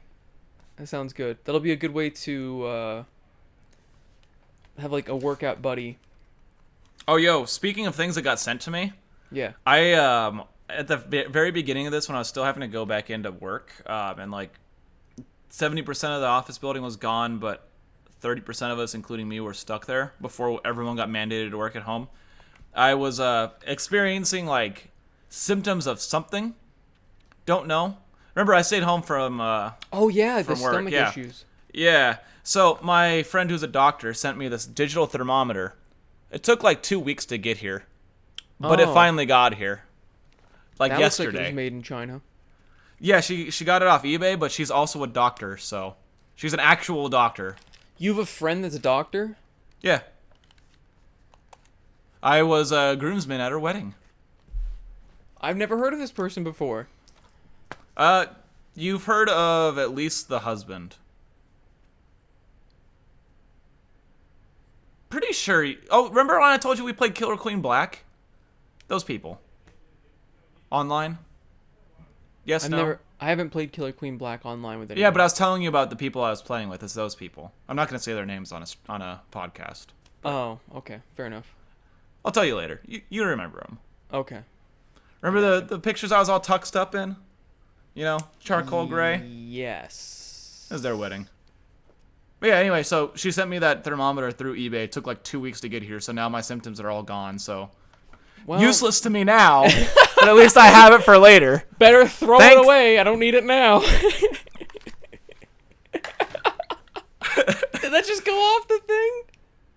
I don't know, actually. I think it did. You just broke it.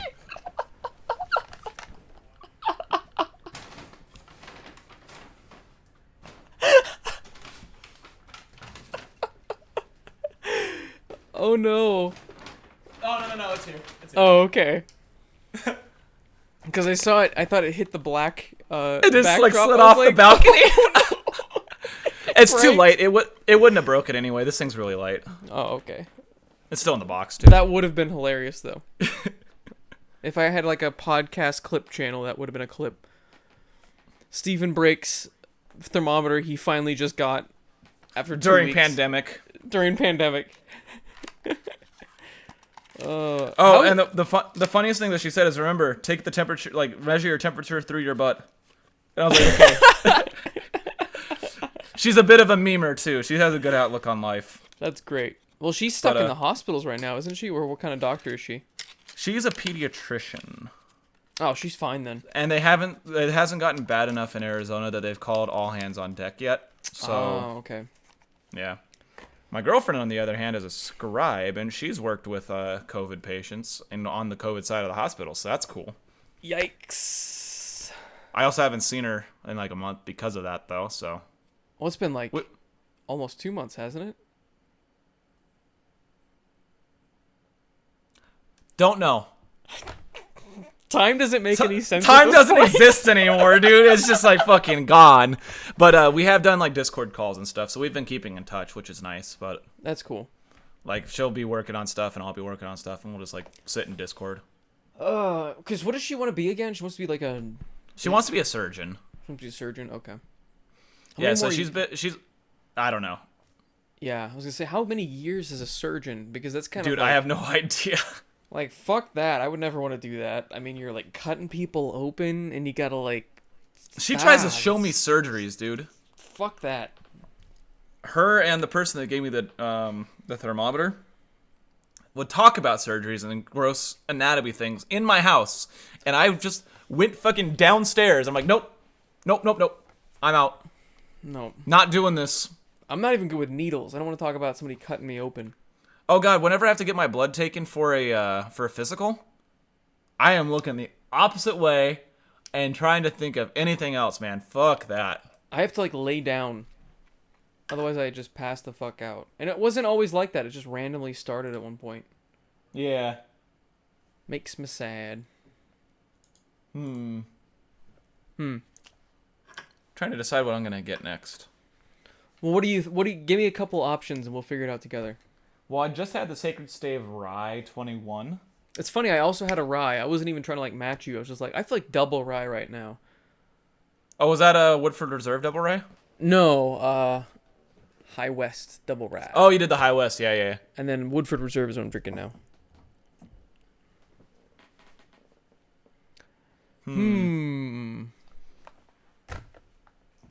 What are you feeling?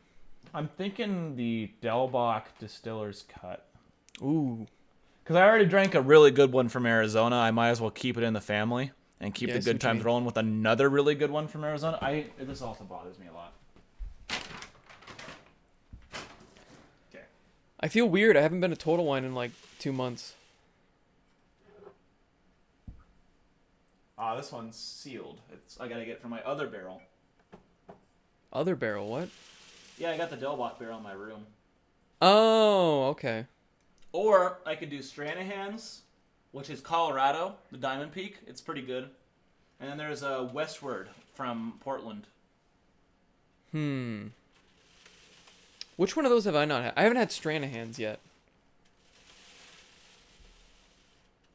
I thought maybe you did the last time you were up here. You got it. No. You got it. Yeah, like, no, you told me which one to get, but you didn't try it. It was like right before I was going to go up there, and then the thing hit. Yeah, that's right. Yeah. All right, I'll do the Stranahan's. I'll make you jealous. Yeah. There you go. Stranahan's Diamond Peak. Nice. I think they just came out with a new Stranahan's. No, or was it a Westland that they came out recently with? It was Westland that you texted me? It was like $160. Yep. Fuck that, bro. Ooh, that was a good noise. How much was Stranahan's? That's like 60 something, right? This one was 75 or 76 plus tax. Because this is like one of their special ones. I think the normal one's like 50. Because this is like their distiller's cut where they do like special things to it. I'm trying to think if I have any expensive whiskeys here. I think I left all of them at my house. I have Michter's American, which is like 48. Mm-hmm. I don't know. I didn't like it as much as they did. Because I know when they're going through their like top 10 most interesting bourbons or whatever, they're both like, this one wins. Well, I thought Michter's American wasn't even a bourbon. It was American whiskey. Or most, yeah, you're right. I think they even say that in the video, like, well, this isn't a bourbon, but it's a bourbon basically. It's just in a used barrel. I see. And they're like, oh, this wins. And then I got it, and it's good, but it's too simple for me. I don't know. It was too simple for the price. Like, if I'm gonna spend $48, I want something interesting. Yeah, like, that's I fair. remember Westland was super interesting. Westland was also an $80 bottle. Oh. Well, Westland and Westward are like $70 to $80 each. My top shelf of this barrel is filled with like most of those. Okay, let's see. Eagle Rare is like what, $50? It's 30. It's 30. Okay, but I got that as a gift. Yeah. Colonel E.H. Taylor. That's like 40.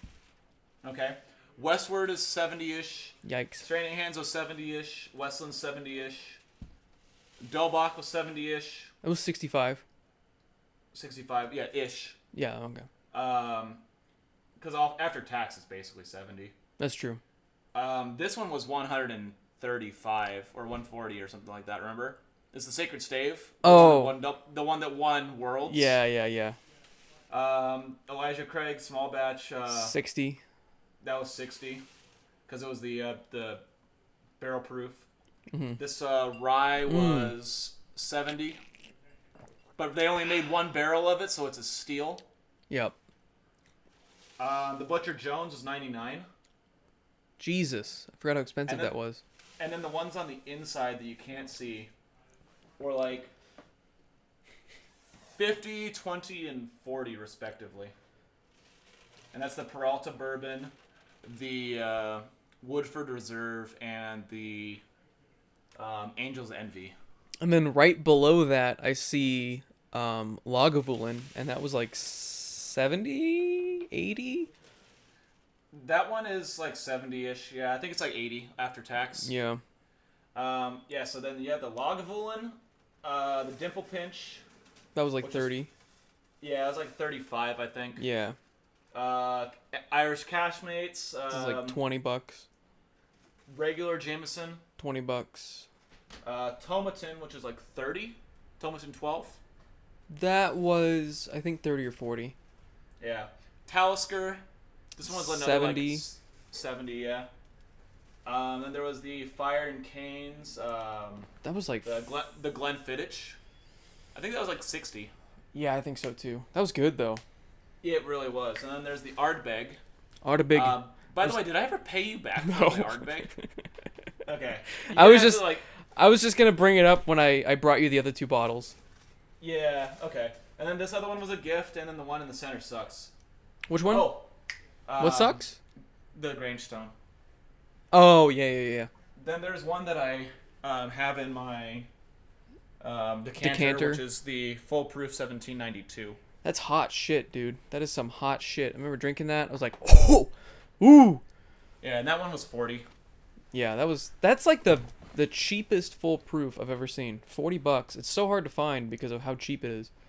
Someone in the comments, please add up how much I just said. That's a lot. And actually, in the other room, on the other barrel, I have a couple ones from Delbach. I have another Distiller's Cup from Delbach, so another $70. And then I have the winter edition. The winter edition, which is what, 70? 70. And then I have the 2, the Mesquite and the regular, which were like 40 each. And then I also have a Johnny White Walker that was a gift, so I'm not going to count that one. Yeah. And then that barrel was 6. The barrel 40? I'm not even the price of the 40. barrel was It was pretty cheap. It was like $40. it was 50. Was it 50? It was originally 150, and then it was like on sale half off, and then like another like 40%. Maybe it was 40. I don't remember. It was cheap. It was really cheap. I gave her a big tip on it though. That's why. Because I was like, holy shit! I expected to spend like $150 on this. I didn't tip her on it. I was like, I tipped you the last time I was here, and I bought the winter edition. Oh well, I tipped her when I bought that with both. the winter edition. Yeah, because like it was all in the same transaction. That's the awkward thing when we go to these places and we buy stuff. It's like I'm buying a product. Like I shouldn't be tipping you for buying the product. You didn't make the product. I tipped her because she was really cool. She was cool. Like, so she gave us the tour. Yeah. She gave us the product. She told us about the barrels, and she spent extra time while she was cleaning up talking to us and like giving us like insight to like other shit. Like she answered questions that she probably didn't have to. Yeah, I agree. So I was like, yeah, that was cool. But what I'm talking about... You're one of the few people that actually deserves a tip. And I agree. But it is weird that, like... It's like, whenever we buy a bottle from Santan, it's like, she's a cool person, and I will tip you for the drinks that you have poured me. Mm-hmm. But when I'm buying a bottle, I don't want to add, like, another 20% 20% on top of that. Yeah, no, you pay for the service. Yes. So, like... If you buy, let's say, 2 beers from Santan Brewery, but then you buy a bottle. Yeah, but then you buy a bottle. You do 20% of the 2 beers. Yes, I agree. That's what I do, at least. Yeah. I don't know if I did that last time. I was drunk. I don't know if I did it either. I think I might have done 20% of the whole thing. I think I did too, because I was like, she just kept pouring us shit for free. And yeah, I was that's like, true. I'm basically going to pay for it like this. You're really cool. Yeah. Yeah, I don't know. I was really drunk. I don't know. I'm okay tipping when the service is actually really good and it's not forced really good. Like, it's just, like, natural and good. Yeah, a lot of the time, Like, I'm you can tell they tipping, love like, their job. Yeah. Sorry. Seriously, I agree. Like, if they love their job and they're actually providing good service, I don't mind tipping. But when I'm like going to a restaurant sometimes, I'm like, what am I tipping you for? Like, you brought me a plate and you brought me water and that's it. Like, I could go get it if you just left it there. Like, that's why I like Payway and Sauce. There's no tip. You just go, you go get it. Check this place out. There was this Tennessee-style chicken place downtown Phoenix that I went to right before we got, like, sent home for good. Mm-hmm. And not only were we only allowed to have so many people in the store at once, which is fine, they sent people out, and they're like, okay, 2 more can come in, because, you know, it's like because of COVID issues or whatever. Okay. Yeah, so, like, this is recent. But then, to order, they made you use their touchscreen. So it's like, well, that gets rid of all... completely defeated the purpose. Yeah, so I was like, okay, so whatever. So I did it with like my knuckle or whatever, and then the tip that auto fills in was $5. Auto-filled tip. And then the lowest option you could go to was $3. So you had to put in your own extra one. And since they didn't... It was a fast food place. I don't tip. I don't tip fast food places. Because you don't tip at fast food. It's not service. No. They're not... And, like, I might get hate for that. I don't know. But, like... You're not. I mean, if you do, fuck you in the comments if you're getting hate for it, because it's stupid. Not every place deserves a tip. They're getting paid by the business. The only reason we tip, even at a restaurant, is because the business is not paying them even minimum wage. Because of the Great Depression. And for some reason, they never got rid of those rules, and restaurants are like, oh shit, the customers are going to keep paying their wages? Guess we're not going to raise them up. Did you know that if they make less in tips than the actual minimum wage, that they're still legally required to earn at least minimum wage? Yes. And people go, no, that's not right, but it actually is. It's 100% right. That is correct. Yeah. But I still tip when I have someone that's a waiter. Yeah. Like, don't get it mixed up. Like, it's stupid, but we still tip when it's important. Yep. Like, you know, when you're getting waited on, people bring you drinks, you know, people bring stuff to your table. But when you go up to a counter and then you go to the other counter to pick up your food, I don't tip that. No. As a person who has been tipped in the past, tipping should not exist. The restaurant should just pay them what they're owed. I don't want to do some fucking math equation after I've been drinking and eating. Fuck you. I want to just pay what the menu says with not some secret 15 to 20% that I have to figure out on my own. Like, I don't want to do that. It's so strange. It's the only meal you pay for after you're done eating. Even Seinfeld back in the 90s was like, it's so strange. It's the only place at a restaurant you're like, you eat the food that you came there for, and then it's kind of ruined by the end, because now you have to pay. You're like, what am I paying you for now? I got what I wanted. That's why I like self-service restaurants like Payway, like Sauce. That's how modern restaurants should be. I want to pay at a counter, tell you what I want, go sit down, you bring it to me, and the restaurant pays you what you should be being paid. Right. And hell, even if they don't bring it to you, I don't mind walking up to the counter and picking up the food. Yeah, I'm fine with that. It's super easy. I walk up, thank you. Boom, done, easy. Have like a reservation flag or something that says, this is my table, I'm getting my food. Remember when we used to be able to sit down in restaurants? What do you mean? Oh, just because of this. Yeah, it's weird. It's really weird. It's like, I haven't eaten fast food in like 2 months. I've had like no fried food. Oh, I had Wingstop delivered today. Oh, you did? Yeah, they're doing free delivery, but you have to spend over $15 before taxes. Chipotle wins. You only have to spend $10. Yes, but what I did with Wingstop is I made sure I had enough food for 2 meals. The thing is when I don't trust even that, because it's like, I am, paranoid about this whole thing, and I don't think they're as paranoid as I am. And especially the delivery driver. The delivery driver is going around and touching a bunch of different people's food at a bunch of different restaurants, and he's going to a bunch of different people's houses. And that's why you got to take the food out of the bag and then wash your hands, and then you got to throw away the bag before touching the food. Yeah. That's weird. I don't know. I'll probably do that when my dad goes to San Diego and I'm just kind of stuck here to fend for myself. Yeah. But until then, I have so much here's frozen the thing. food. I spent like $200 before this whole hit. You want to know what my roommates are doing, or two of them at least? They got an Airbnb this weekend in Flagstaff because it's super cheap right now, bro. Yeah. No. So they're gonna come back, and I'm like, Your okay, roommates so are you. so stupid. They can't hear me. No, I'm not disagreeing with you. I'm just like, I don't know what to say about it. Oh, you're like. Like, I told him, like, how do you trust that the place is disinfected properly, that there haven't been other people there? Like, what? Yeah. And they're like, no. We got, like, a top-rated person, cleans everything super nice. I'm like, and then they invited me. I'm like, no! Yeah, fuck that. Don't go anywhere. Like, why would I do that? No. That's literally risking the thing that we're staying home for. Like, yeah. Didn't you say they didn't give a shit? They just kept going out even during all this? Yeah, they had a friend over not too terribly long ago. Over. That's what was happening back at my house too. There was like people coming over. I'm like, what is happening? So I have had one person come over twice for 30 seconds. I sold him a controller. He didn't touch anything. I gave it to him, washed my hands immediately afterwards. Yep. And then he came back and returned it because he didn't like the snapback. I'm like, that's cool. And then I gave another friend a ride home from his work at Winco, but he sat in the passenger seat. He got my roommate toilet paper, which is the reason like we were picking up in the first place, is because like he works at Winco, they get first bids on toilet paper, and my roommate goes through like 900 rolls a day somehow, and needed some.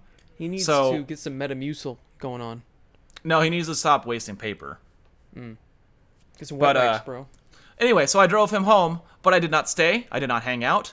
I did not like shake hands. I did not sit down and play Rivals with him. Like, I went home, thoroughly washed my hands, and then like went up to my own room and stuff. But like, fuck, dude. If you're gonna just go out there and ignore this shit, what's the point of me ignoring this shit? Yeah. Like, I'm still like, or not ignoring this shit. You know what I mean? I know what you mean. But like, so I guess my point is, there's probably more worse stuff in my house right now than a paper bag from a fast food place. That's a good point. Yeah, you don't have to worry about bags. You got to worry about people.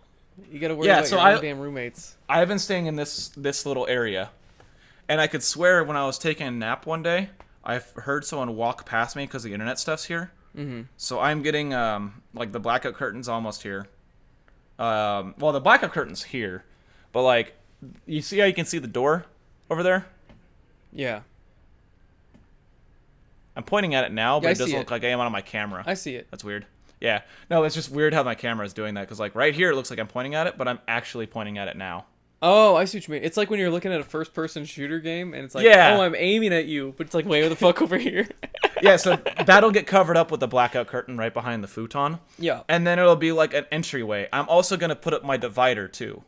Like, so blackout curtain and divider. You're going to quarantine yourself in you have the double quarantine. Get the fuck out of my space. But you're like in a hallway, so like there's like traffic. Well, yeah, blackout curtain. Yeah, okay, I see what you mean. Yeah. You just have to like look out for people and then run to your room. The entryway to my room is that small space between the futon and the closet door. Yeah. Right? So I put the divider up between that, and I put the blackout curtain there. Then they can't see in. They also can't get in until they move the curtain out of the way and move the divider. Oh, you're going to block out your door area, too. I'm so proud of you. But you have to go to like the rest of the house, though, when you're cooking food and shit. Yeah, but when I cook food, I wash my hands, and then I go upstairs and eat. That's smart. I don't sit downstairs. I don't eat at the table. I eat at one of my two desks here. Yeah, that's why everything I do here is in this room or in my bedroom. It's smart. That's why I ultra quarantine myself, because it's like, I know Adam's not going anywhere, and but Eric works for Amazon. Mm-hmm. Like, he's touching packages all day. Whenever we get an Amazon package, we open it, and then once it's open, we wash our hands, and then we take the thing out of it, and then we wash our hands again, and we try to get whatever packaging is on it, because somebody in some warehouse at some point touched it. And because the shipping is so fast, it got here in 2 days, and it lives on surfaces for more than that. Depends on the surface, right? Yeah, I don't know. I don't know how long it lives on like plastic and cardboard. Yeah, I don't know either. But I don't want to risk it. So Right. No, yeah, no, it makes sense. when I've been getting stuff in the mail, I even like when I got my G Fuel in, I like took alcohol and sprayed it all over it and just went like this, like all over it. That was what I forgot to buy on Amazon. You're buying G Fuel? Yeah. There was one more thing I was gonna buy with this grill cover and the blackout curtain and rod, and I couldn't remember. What but flavor are you reminded getting? I'll probably do the strawberry banana because that sounds really good. Strawberry banana is good, but I like Bahama Mama better. Ooh, that sounds really good too. It's the best. It's so Dude, good. There's snow cone, strawberry banana. It's orange, pineapple, coconut. This is funny because like I was sponsored by a team that was sponsored by G Fuel, and I never shielded it once because I thought it was kind of like a pyramid scheme. I thought it was a piece of shit too for like the longest time. But like I'm gonna buy it for the first time when I'm not even sponsored by that team anymore. Same. Like I used to shit on G Fuel all the time because it's so memed at this point. And I was talking about it in the podcast. I'm like, I was scrolling through all the people that are sponsored by it. I'm like, I hate all these people. I don't like any of them. I don't even know. Actually, I don't hate all these people. I don't know 90% of these people because they're all Twitch streamers. I don't watch streams a whole. I just don't have time. I'm either streaming or making a video or playing games with friends. I don't have time to watch streams. And I'm also an old man. So I don't know who any of these people are. 26 years old. Old man. I'm an old man. I'm like, I know who KSI is because he like fought against Logan Paul in that boxing thing. But before that, I had no idea who he was. He's like a YouTuber. And then Roman Atwood. I still don't, he's a YouTuber, I guess. But he's like, I guess that's his flavors, Bahama Mama. That's the only reason I know who he is now. It's because of G Fuel. I see. But yeah, yeah, see there's a Dr. Disrespect one. I hate that guy. I'm not going to buy that one just out of principle. Well, it's also Black on Blackberry is the name of it. Yeah, I don't like it. Yeah, Bahama Mama's where it's at. I'm telling you, man. That's the one. Oh, yeah, because like Bahama Mama's a good actual alcoholic drink, too. I've never had one, but the fucking G Fuel is my favorite. Strawberry banana is like, this was my first one. I'm like, oh, this is pretty good. And then Bahama Mama was a game changer. I'm like, this is fucking refreshing as hell. All right, I'll do it. The next one I'm probably going to get. The thing is once you buy them, you're like, this is good and it works. Now I want more. Because you kind of want to like mix up the flavors so you don't just have the same flavor every single day. So it says 40 servings. Is that accurate or is that more? I think it's accurate. Okay. Because anyway, I don't want to turn this into a fucking advertisement. I don't either. I don't either. I'm not sponsored. Let's be perfectly clear. Neither of us are sponsored by this fucking shitty ass pyramid scheme, mass marketing bullshit. But I'm probably gonna buy some. It is good. Oh shit! I've been. I used to be sponsored by them, and I thought it was garbage. So I've been drinking it every day, and I'm not. I'm not sponsored. I would love to be sponsored. Don't get me wrong. Well, I'm pretty sure you could just email them, and they'll be like, "Use hashtag get FANTAVISION." No, the thing is they have so many people that try to be sponsored that they have like a page you have to fill out and send it in. And I haven't heard back. I mean, I sent in my application like weeks ago. Because that's when I first tried it. I was like, this is actually good. Because I don't want to get sponsored by something unless I like believe in the product. Unless it's Raid Shadow Legends or it's a fucking meme. And I'm like, I need to do this because it's hilarious. And I can't believe they paid you for that shit. I can't believe it either. That's why I was like, I have to do it. I have to do this. This is so funny. Everyone's heard Raid Shadow Legends before. Even if I like did an ad for it, it's not like you haven't heard of it. You know? Yeah. It's not like I'm introducing people to some like terrible thing that they've never heard of before and it's my fault. The thing about Raid is it's funny because they've turned their marketing into a meme. Yes. Which means they're more marketable. Exactly. They did the thing that I did with one of my tournaments where I was like, sign up for Overgrown before it's too late, sign up for Overgrown is what SBS stands for. Yep. Exactly. You and like it turned into a thing, and then more people saw it because more people were like talking about it. So even though it's really fucking stupid, it works, right? It works. I'm sure it works for Raid, and you know, whatever. I tried the game for a little bit. It was fun for a little bit, and then I got bored and uninstalled it. But it was okay. I mean, it wasn't the worst game I've ever played. It wasn't good by any means. It's great that people like it, but it's not for you. It's not for me. You know, I've been playing games like that since I was in college, which, I mean, it sounds like not that long ago, but it is at this point. It's about 4 years since we've been in college. Think about that for a second. But we could be doctors right now. Anyway, So I don't want to be. Fuck that. Well, not like an MD, but like a doctor. I don't want to be that. No. I am done with school.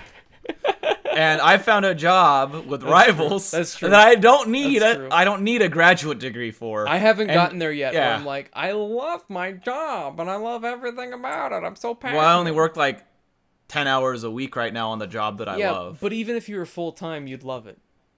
Oh yeah, absolutely. And it pays well. Like they actually respect you and they pay you a decent wage. Yeah, whereas mine just cut mine 10%. If I were able to work full time, I would be able to quit my other job.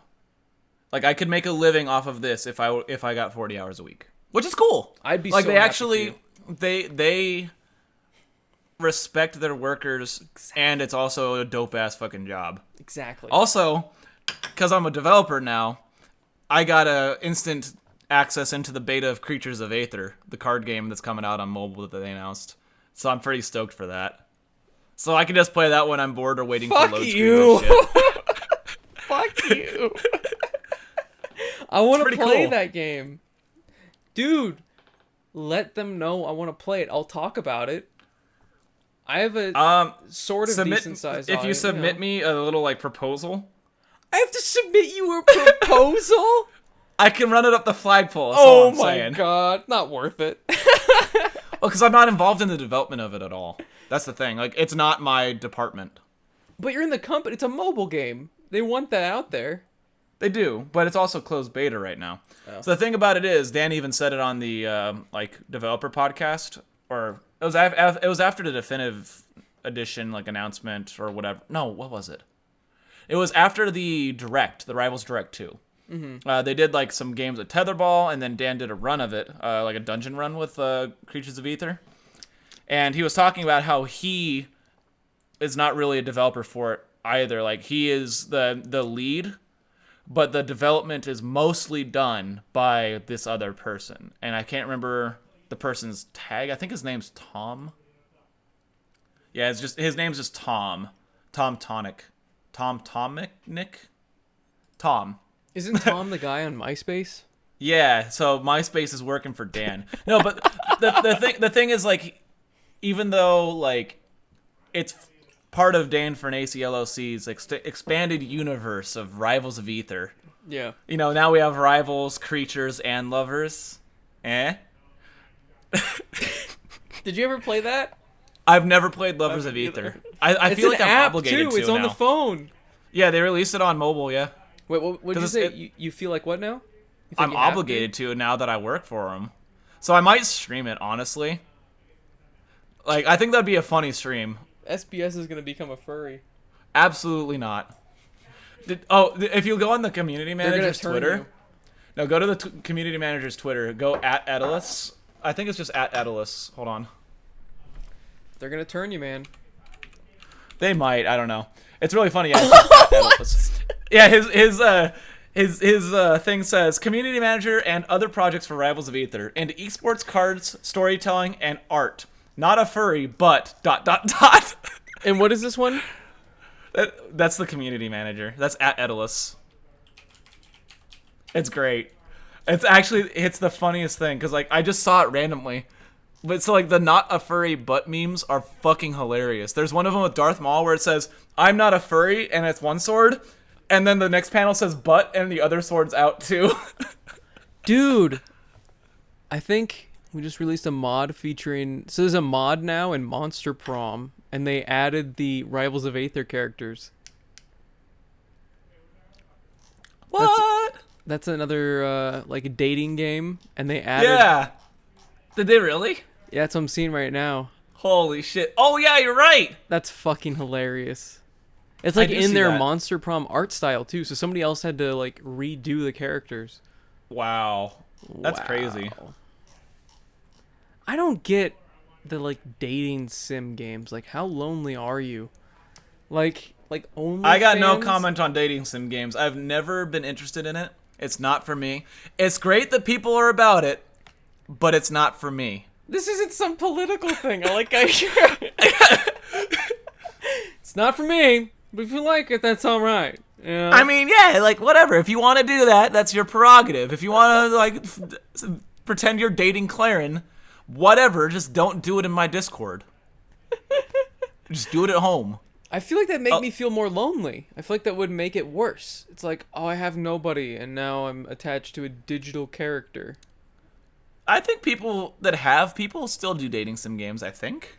I feel like if you have somebody, you can at least not feel shitty afterwards. Whereas if you have nobody and you're doing a dating sim, maybe I'm just too like introspective. I feel like a lot of people aren't. You got to put yourself in other people's shoes. I don't know how other people think, I guess. I don't know. That's just strange to me. That's fine. If you enjoy it, you enjoy it, whatever. Yeah. I mean, I got forced to play at Adam Kara's house while we were filming the 2 Lost episodes that will never come out. That's so stupid. I want to see him. I'm he made happy for his success, but I want to see... He made me play a dating sim game with another person, and then we ended up having to cut it because there was actual porn in it. And I was like, yeah, I'm not doing this anymore. Oh, you should have just kept going anyway. No, like, we were all done. We were like, nope. Because there was some weird shit. Yeah, it was weird. But then the other video was a short hike, and that was a wonderfully charming game. But yeah, no, I don't get dating sims. I just don't get it. Because, like, I even played one. Not by my choice. I played what he told me to play, and I did not like it. It was not for me. Somebody, I think it was Emilium. Yeah. He gifted me on Steam Honey Pop. I haven't played it.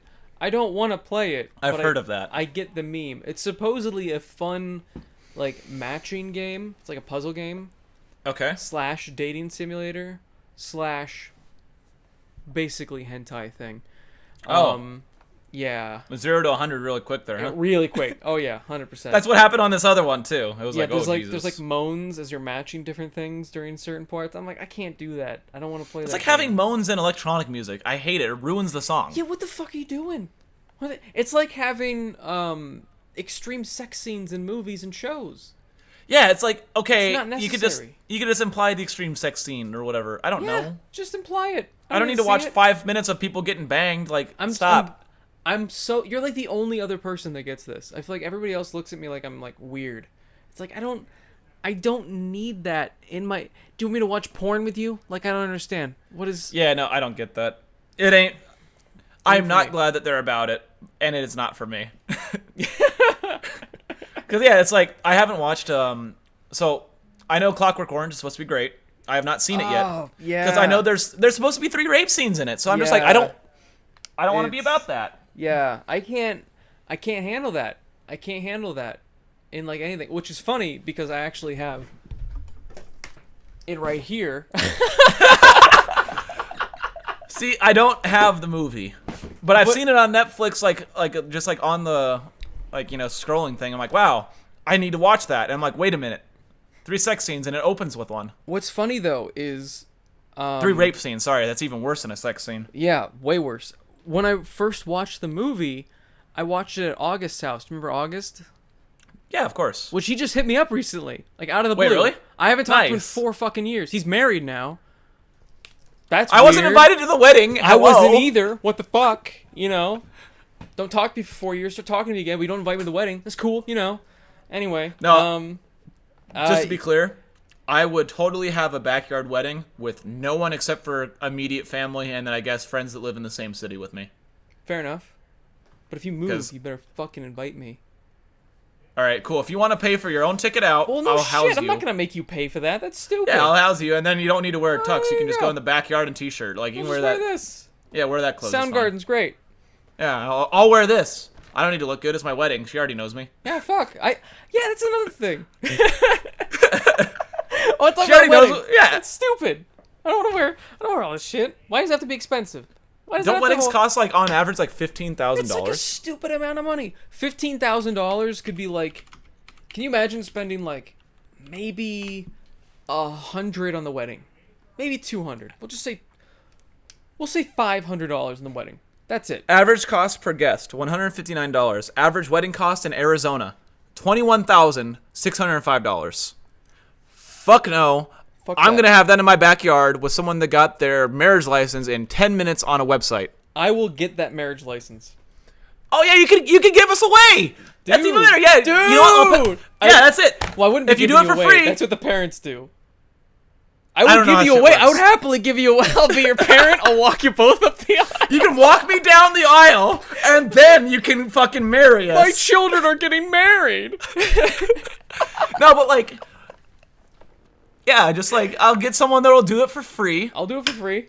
And then we can just fucking jam out in goddamn like fucking like swim shorts and jump in a pool right afterwards. I don't fucking care. I'll put a white collar around my Soundgarden shirt. Yeah, my parents will be there. That's cool. My brother will be there. That's cool. Like, yeah, it'll be best man or whatever. But then, like, yeah, we'll all jump in the pool afterwards. Who gives a shit? Be great. So, that's it. Yeah. Barbecue food. Yeah. My dad can make steaks. Steaks are dope. That's better than the food you get at most weddings anyway. I agree. Dude, I've been to a couple weddings. Food is always not that great. Dude, I would make my mom make me the fucking yellow cake out of the Betty whatever. Betty Crocker? Betty Crocker. Yeah. They're just like yellow cake with chocolate frosting. Done. 100%. There's like 14 people there. We don't need a big one. 100%. And it costs like maybe like $7. Yes. Easy. Yes. And if she really wants to be involved, she can make the cake. If not, wait, how many people? I guess I can make the cake. How many like people? 14 people. I don't know. Oh yeah, 100%. Yeah. Make 2 cakes. Like, and that's like, yeah, that's like $1 per person. Yeah. Yeah, that's an overestimate of how many people would be there too. Yeah, I agree. Let's see. Okay, hold on. Yeah. I know this is really off track now. I like it, but I don't know where we were. But we're dad. here now. Yeah, mom, dad, brother. Yep. You, obviously the wife. Myself. I'm not gonna invite the wife to the wedding. Come on. We could do it over a video. I mean, we could have an Animal Crossing wedding. Cool. So there's 6 right there. I guess if my brother and you have a +1, you can totally do that, but whatever. God, I hope so. I'm drinking this now. Yeah, like, and I guess like, so the wife can have, however many people she wants. So let's say 8 people on each side. Okay. 16 people. 20 max. That's it. 20-person wedding in my backyard. Fucking Easy. Done. That's like a couple of steaks. You could make ribs. That's like a $200 wedding, bruv. Because, like, if you're buying some good steaks, maybe buy some scotch, too. Oh, fuck yeah. Let's bring it. Yeah. We'll have scotch. Yeah, bring your own scotch. Bring your own scotch. That's genius. I don't need to provide you shit. You motherfuckers want to come to my wedding. BYOB. I don't give a shit. Yeah, exactly. Thank you. No open bar. Fuck you. Fuck you. Just bring a bottle of Lagavulin, you ass. Oh, everyone brings a bottle of Lagavulin? I'd be there. That'd be dope. We don't need wedding presents either. We're not giving you a big thing. I don't need a fucking... The present's I don't need a your toaster. Bottle. Yeah, I don't need a fucking toaster. Just show up, have a party, that's it. Fuck a $21,000 wedding. Fuck that. I could buy a house with that shit. Dude, most traditions are stupid. That's what I've come to realize over time. Like, there's so many things that are just dumb. And people are just like, it's tradition, though. Fuck that. I don't care. Photographers, DJs, and, like, bands, and everything else, like cake makers and all that, they have a wedding tax. Yeah. As soon as you tell them it's for a wedding, their price goes up, like, double to triple. Do you know who'd be my DJ? A fucking stereo system. Or just I mean, I'd do it for free. Us. I would DJ your wedding for free. I got the goddamn board right here. I could DJ your wedding too. I got my own thing. Of course, I'm making all the decisions, not the wife. So maybe you'll be happy about it. No, you know what? That's how you know you found the one, when they're cool with the lack of tradition. No, but she actually is. Like, my current girlfriend is actually cool. Well, there you go. With, like, small wedding, backyard, whatever. She does, yeah. So, I mean, music choice, maybe she just wants to put on a speaker with an iPod, but, like... I've never dated a girl that was okay with that sort of thing. They're all like, wait, really? I want a big wedding. I want other things. I've always dreamed of having other things. Well, I guess you're not the one. Guess that's not going to happen for you with me. Like, I'm not about that. Yeah, like... Why would I spend $21,000? I could buy you... First of all, okay, actually... Sorry, I'm getting very passionate on this. I'm down As you can see, I am a geologist. I got some nice-ass shit. Nice-ass It doesn't cost thousands of dollars for a goddamn ring with that shit. Oh, there you go. I was going to talk about rings. Yep. Diamonds are bullshit. Bullshit. They are overstocked but undersold 100%. On purpose to inflate the market. De Beers cartel. But there's also, like, clean diamonds or whatever, like non-blood diamonds in Canada or whatever. You can also make them in a lab. Yep. Oh, absolutely. You can't tell a difference between a lab-grown diamond Well, it's the same and thing. a regular diamond. There is no difference. Experts could probably tell. Maybe. Probably. Probably could. It's just carbon. Yeah. Actually, if you ever want to piss off someone, you can throw a wedding ring into an oven and it'll evaporate. It's really funny. The diamond will. So you can get a much cooler, more rare stone and have it set on sterling silver if you want to be cheap, or if you want to go expensive, you could get gold, and it's still not expensive. Like, Not that expensive. I'm looking in. I got a. Hold on, I'm just gonna pull it out. Do it. I'm gonna get this for myself. Do you know what I would want? I would want meteorite. That'd be fucking dope. Oh, I have a meteorite right here. I should grab Dude, it. it'd be like my watch, because I've got like a mother of pearl face, and it changes colors. The meteorite would do the same thing. So I have a meteorite right here. It's just cut in a disc. Oh, the camera can't really tell what's going on. Like, it's like shiny, but I don't get the colors. It's silver. I basically. like the dark meteorites, like the black ones with all like the colors and shit. Well, so the thing about this is with meteorite, especially like this is coated in titanium, so it keeps the same color, but meteorite rusts if you get certain parts of it. So What if you cover it in like a chemical and polish it and do all that shit to it? I don't know enough about it to tell you a definitive answer. But then there's this. What is that? Hold on. You ever see Uncut Gems? Is it a black opal? It is. Yeah, okay. Oh, I see So the colors now. Yeah. Yeah. It's really hard to show, but like, yeah. Is that what you want your ring to be? Is just a black opal ring? I'm gonna get this set for a fucking index finger That's ring. a big fucking ring. Yeah. This was $90 wholesale because I got to go to the Gem and Mineral Show wholesale because I know people. This is probably double cost normally. But then you set this on like a gold ring, right? Yeah. If you want to go gold, maybe $1,000 total. Yeah. Maybe. Like, I know I can look up And it's black opal. It's dope. Yeah, you can find this black opal on sterling silver rings for like a couple $100 and that's the cost of the fucking opal basically. Are you gonna cut cut the opal's a couple or are you hundred. just gonna put the whole fucking thing on a ring? This is cut. No, like, are you gonna see what I would want to do for like a girl or something would be like cut the black opal into like the diamond shape, so like it fits in like a normal ring. You can't do that. What? There's Can you cut it in like crystalline any shape? Oh. There's crystalline structure. So like the reason you see emeralds in like that square shape all the time or the rectangular shape, Yeah. it's because that's how they have to be cut. Oh, so those have to be in like the ovals. Yeah, so like if you look, like it's called cleavage, haha, funny name, but like you can't cut it in a certain way to what you want because it's gonna make it less structurally sound. I see what you Like mean. this is cut in like an oval just because it just is how it worked out. Yeah. I have another one that's like kind of like jagged. Don't you have an uncut one too? Yeah, I have an uncut one here. You have an uncut gem.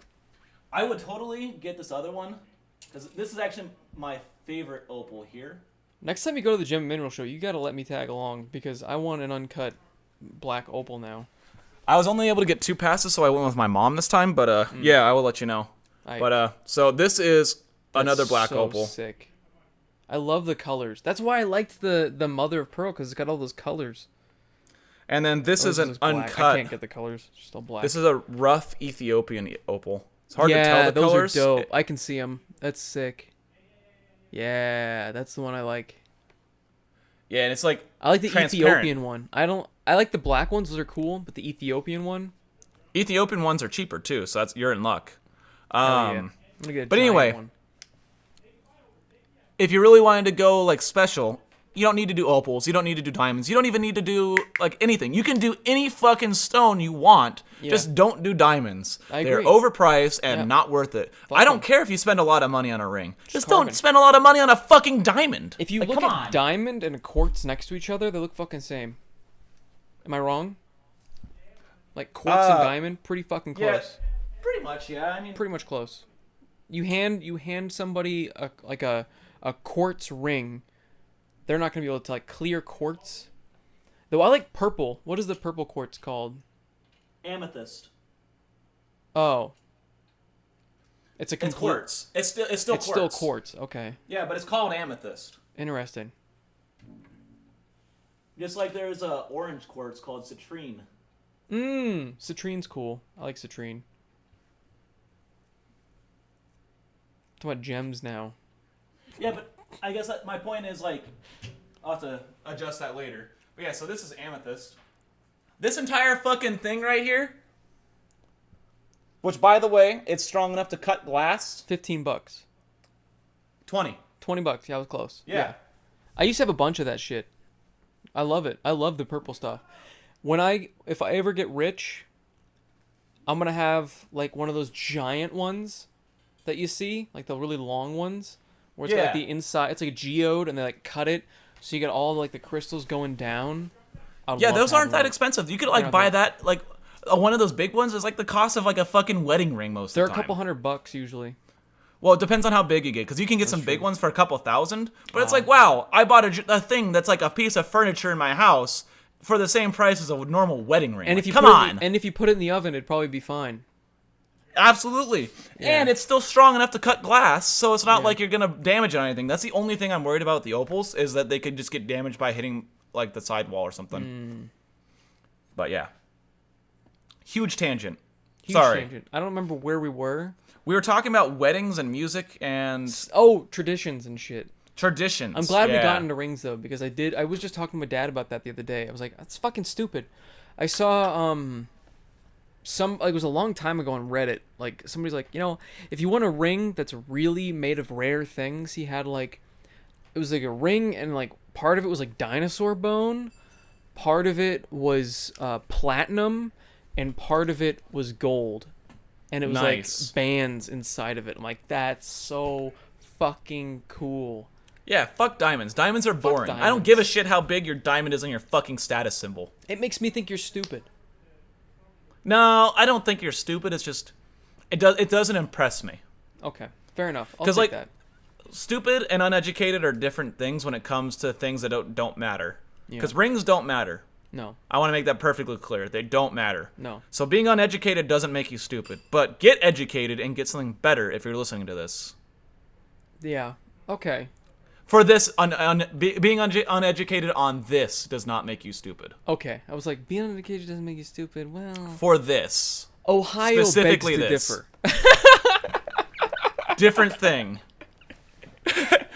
No, but like, not everyone's gonna like fucking spend their time to look at rings. So like, whatever. And a lot of the people, the first time they go look at rings is when they're getting married. So they go to a jeweler who then sells them shit for like a crazy price. Like, oh, it's so rare. This is the best diamond. They even do it in fucking Parks and Rec.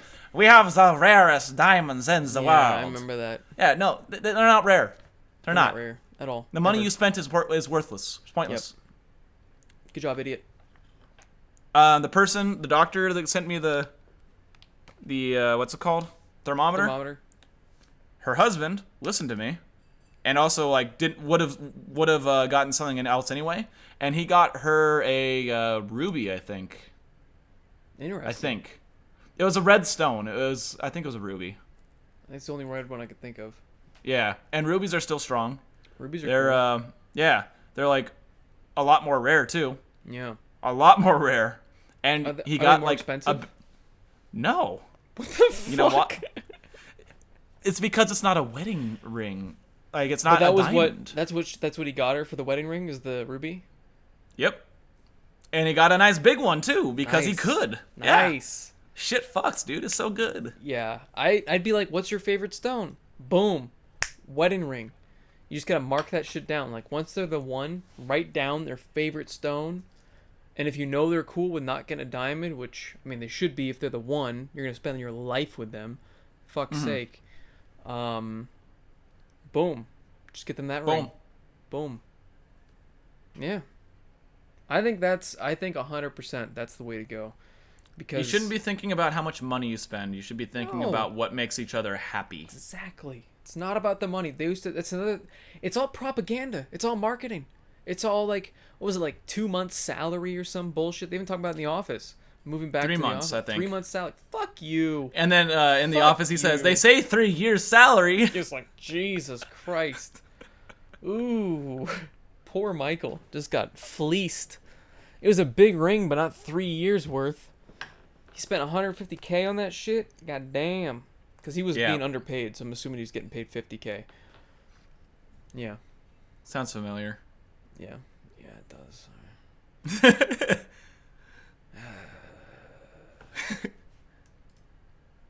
Ah, fuck, dude. Why you gotta do that? Why you gotta do that? Oh, man, I just got a 10% pay cut. Don't even. I know. It was like, oh, all the money I was saving on gas, immediately Gone. like that. I was like, oh, come on. It's better than being unemployed, I guess. That's where I landed. Yeah. I was like, there's 22 million people that are now filed for unemployment. Which is crazy. 22 million. Like that GameCube one. That was back when it was only 6. Nuts. That was back when it was only 6. Now it's 22 million. I mean, and so like you talk about the protesters and like, yeah, they're dumb. Super dumb.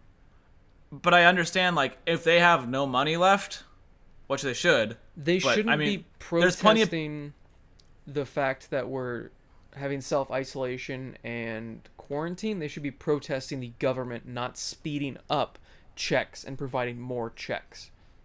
Yeah, no, there's 1,000 things that should have been done differently. It's our tax money and we need it now. Call the government. The $1,200 stimulus check is the equivalent of working a month at minimum wage. Yes. I saw someone do like the math on Twitter. Yeah, they like the federal average minimum wage is what they said. It's like that's the calculation they did, and it could be wrong. I did not fact check it. Whatever, I'm going off that because $1,200 is not a lot of money for 1 month. No. And then you have the federal treasurer, I think his name, like the guy is, thought that people could live off that for 10 weeks. And it's like people working minimum wage can't live off that for 2 weeks, let alone.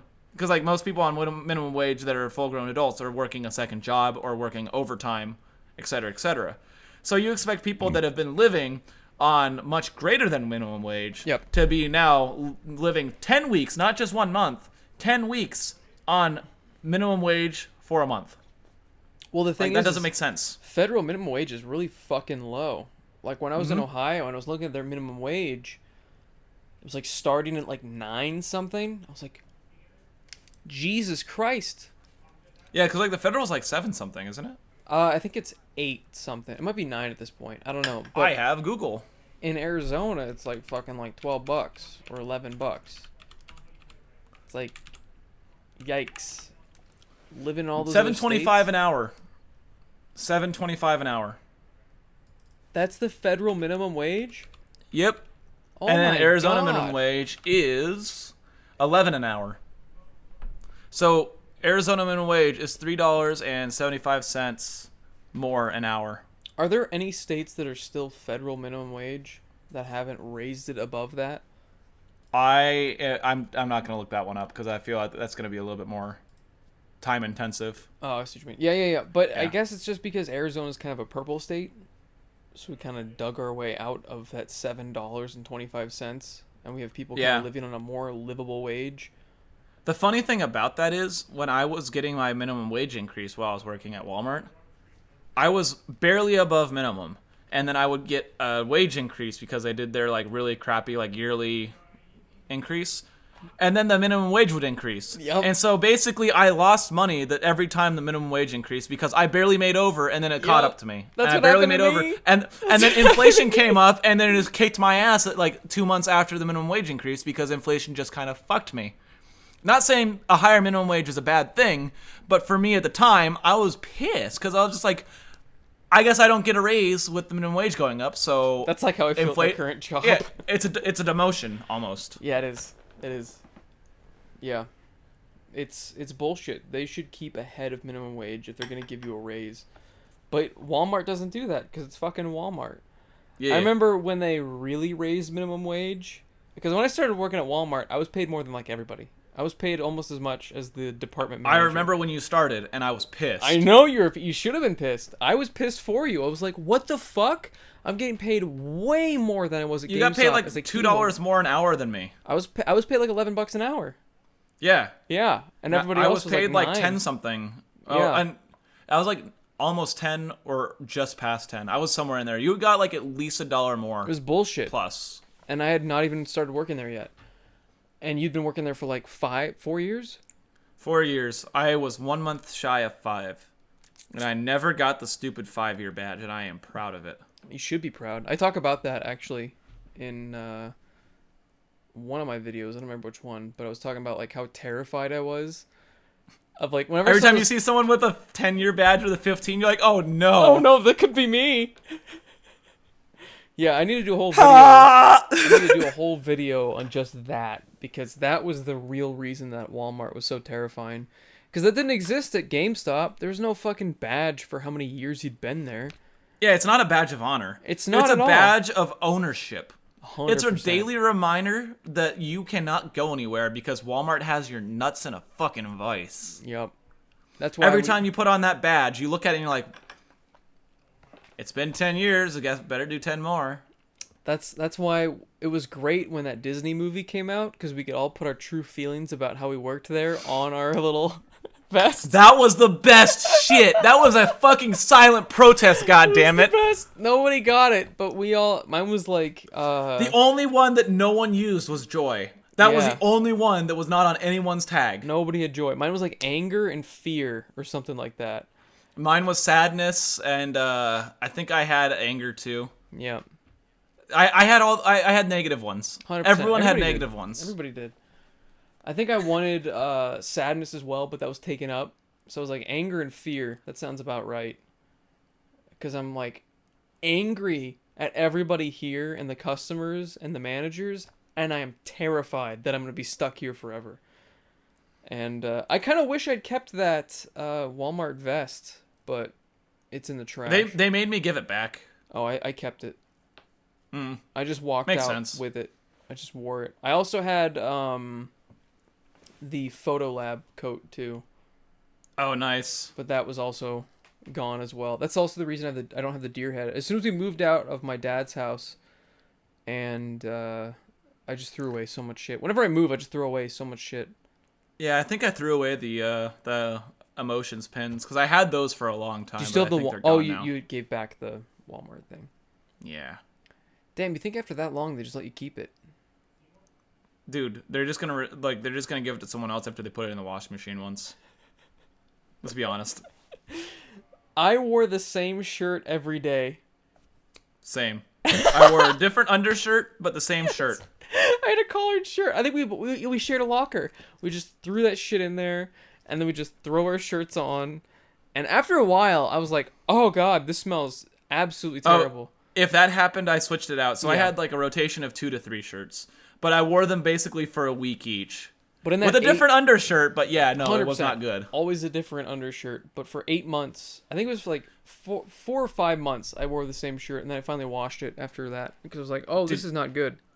Did you see my Twitter post of thanking Protagify and Plastic Dinos for being on their podcast?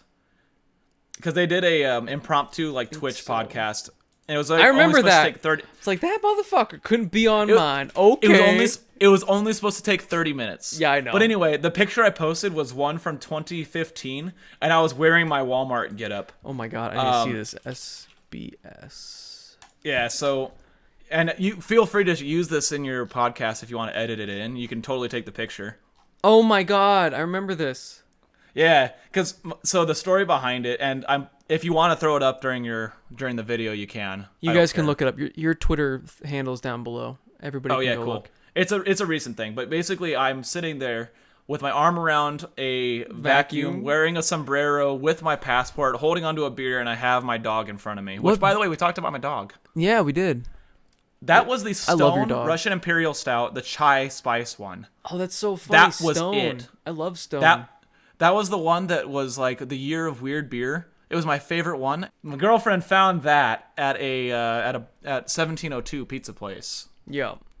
And she found it was our last bottle of it. So like fucking crazy. But anyway, that's funny. I didn't even start drinking Stone yet. Yeah, dude. It was the best chai spiced Russian Imperial Stout. Unbelievable. But yeah, so my dad let me borrow a vacuum for my house. Mm-hmm. And you can see I'm wearing a red undershirt because I just didn't give a shit. Yep. But yeah, so he gave me the vacuum and said I'm going to forget to bring it back. And so before I went to work one day, I stopped by my parents' house and dropped off the vacuum, but then grabbed as much random shit around the house and my passport to prove it's me. I took a picture and sent it to him, and that's the picture. And I'm giving him the peace sign. I'm like, it's me. Here's your vacuum. What's up? That's so great. That's pretty ironic because I forgot to give my dad's vacuum back. When I lived in the only reason I remembered is because he gave me shit saying that I wouldn't. And he probably did that on purpose, but still. Yep. It was like reverse psychology or some shit. Probably. It worked. Yeah. But yeah, you can also see my dog in that picture, so definitely look that up. He's adorable. He's the best. Dope. Your dog's amazing. I love your dog. He's an old lad. Your dog will never die. Swear to God. The worst part about this quarantine is I can't go see my dog. Yeah. Fuck. That sucks. Man, I remember I used to fucking hang out at your house all the time. Like, all the time. Like, I was just always driving. I think it was sophomore year of college that I also spent a shitload of time there because I was also living at home and you were too. Yeah, because I lived at my parents for the freshman and sophomore year for me. Yeah, and you. Junior year, I lived in a shithole apartment. Yeah. Where were you living junior year? The house downtown. Oh, yeah. You lived there a while. I lived in that place for 3.5 years. God damn. Once I moved in, I didn't move out until I went and lived with you. How was it like living there? It was fine. Did you like living there? I did, actually, because I could take my Razor scooter out and get anywhere on campus within 5 minutes. That's true. The area was a little sketchy, but it was more sketchy as you went further west than it was where I was. Yeah. About 3 years in, though, someone cut a hole in the back of my Jeep because it was a soft top. So that was awful. And then that was right before I moved out, too. So it was even more terrible because I'm just like, I was almost gone. Yeah. But, yeah, so there's sketchy stuff that happened outside, but I never had a break-in at my place. The room was cool. I lived in 2 different rooms, and they're big enough. Can't complain. One of the roommates was, actually, I lived with the groom, the husband of the people we've been talking about on and off for a year. Oh shit, he was the one that got married? Yeah. Yeah, he was the architecture guy. Yeah, the architecture guy. Okay. Yeah. Yeah, he was getting his master's in architecture because he's my brother's age. I was really confused as how that person married a doctor because I was thinking of a different roommate. No. So then I had another roommate. Actually, one of my best friends I've had until he moved away. I haven't talked to him much since, but I've stayed with him in Utah a few times. Cool dude. He got a tattoo of Rob's gyro on the back of his hand because he played Smash so much, though. Oh, that was your roommate? Yeah, for about a year. I'm thinking of a different roommate. I don't want to. Well, then I also had the other guy. Yeah. He smoked weed. And then Oh, the one we went to high school with? Yeah. Oh, yeah, he was my roommate with the guy that got the gyro on his hand. Oh, okay. So we lived together that same year. I got you. And he was cool. He just didn't really leave his room much. But then the next guy afterwards, I only spent about half the year with him before I moved in with you. It's a shame I wasn't living with the person I was living with because then I could have just lived there. That would have been pretty dope. Yeah. But I was living in that shithole apartment and I just kind of did it because he needed a place to stay and he couldn't afford to live on campus anymore. Fuck, what a waste of time. I should have never done that. What an awful place. I think you did a good thing for someone. Yeah, that's true. I spent a lot of nights on that couch. That's true. And I recorded a few mixes on this bad boy. Did you do that at that apartment? Or did you do that at the townhouse? I recorded the Euphoria Part 2. I set it up, and I don't know if I recorded it, but I set up everything at that apartment. Absolutely. Wow. I remember it very clearly. Yeah, all I remember is misery with that apartment. Yeah, I remember waking up one day to people running around. They're running past your door and then running up the stairs and running past the thing upstairs and running down the other side, then going past the door and There was repeating. a horrible family that lived right above me. I hate The those worst. People. I hate them.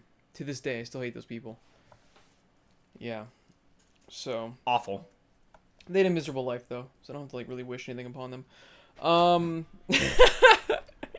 I heard them shouting at each other all the time. I swear to God, that floor was like paper thin. I heard the bass from all the movies they watched. What a miserable nightmare. Fuck that apartment. Yeah. And I was with somebody that made me miserable too. I was always of the belief that I did not want to do an apartment ever.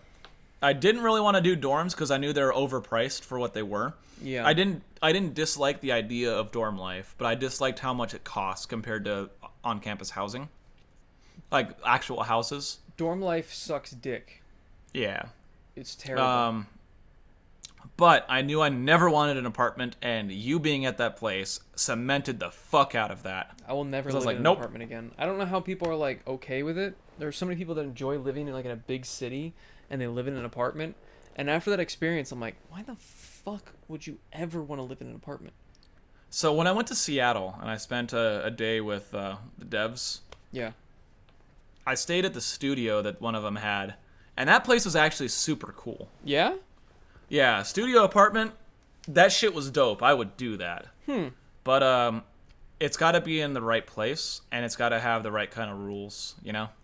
Apartments are they're just so expensive. Like I feel like they're way overpriced for what they should be. They're almost as same as like fucking a house to rent.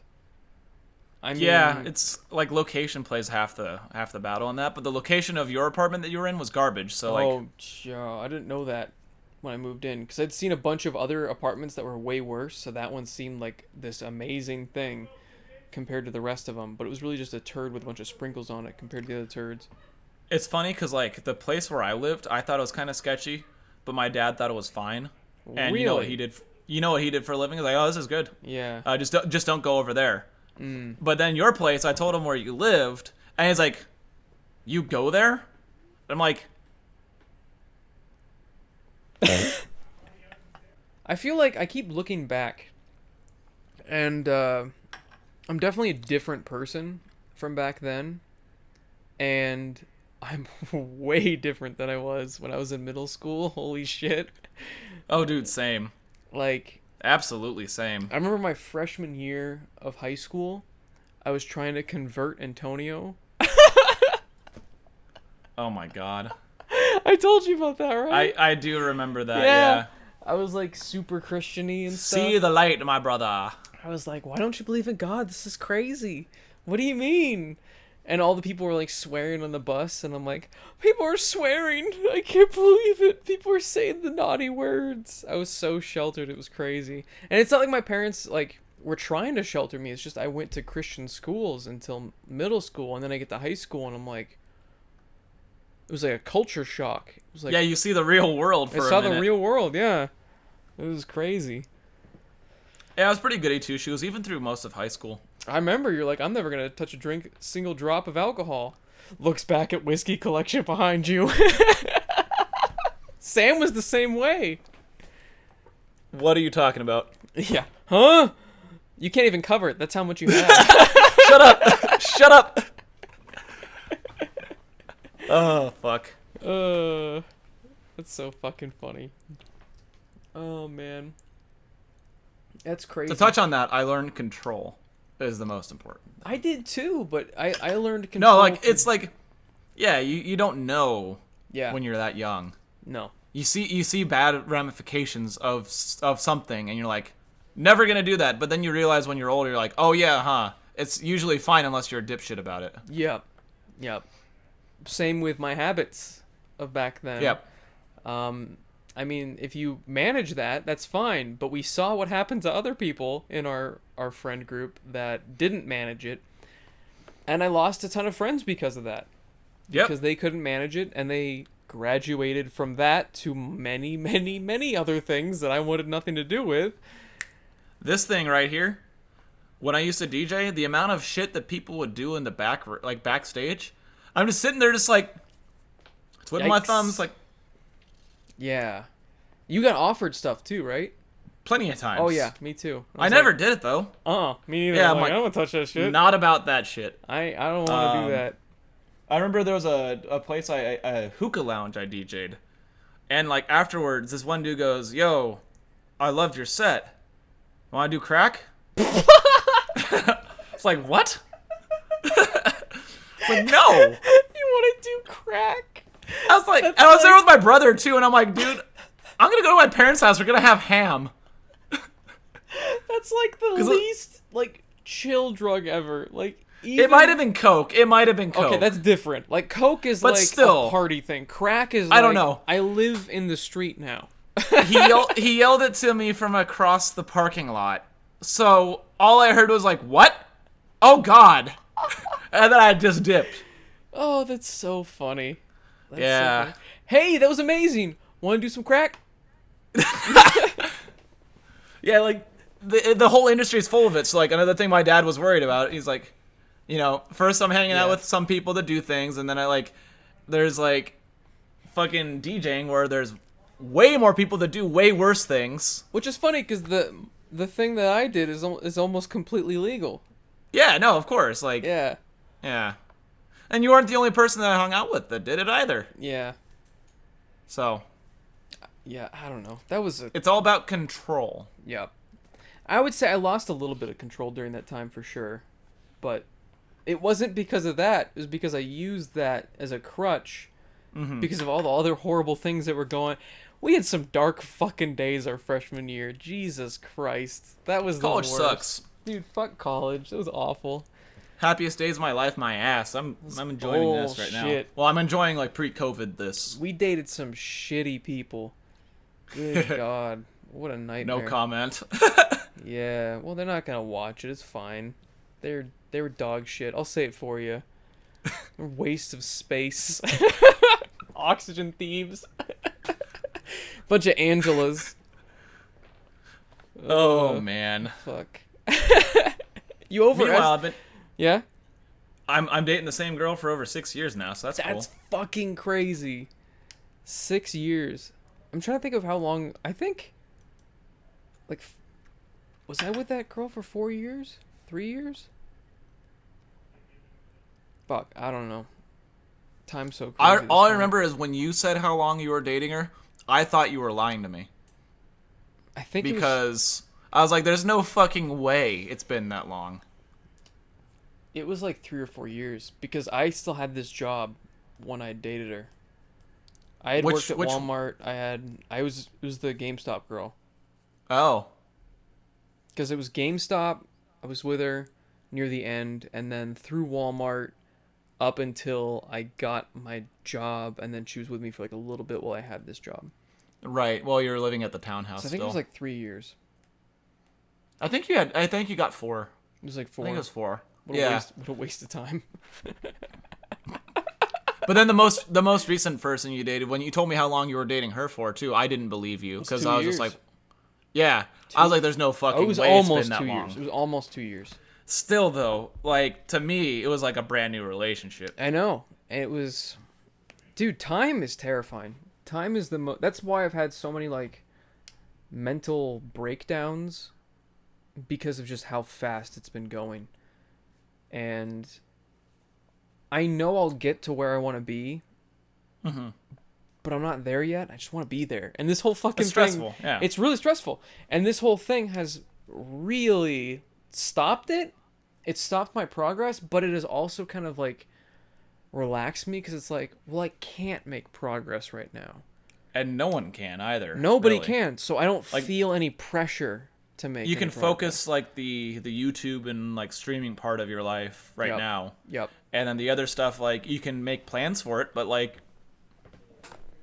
what are you gonna do? There's 22 million people out of work anyway. Exactly. But I forget what I was gonna say.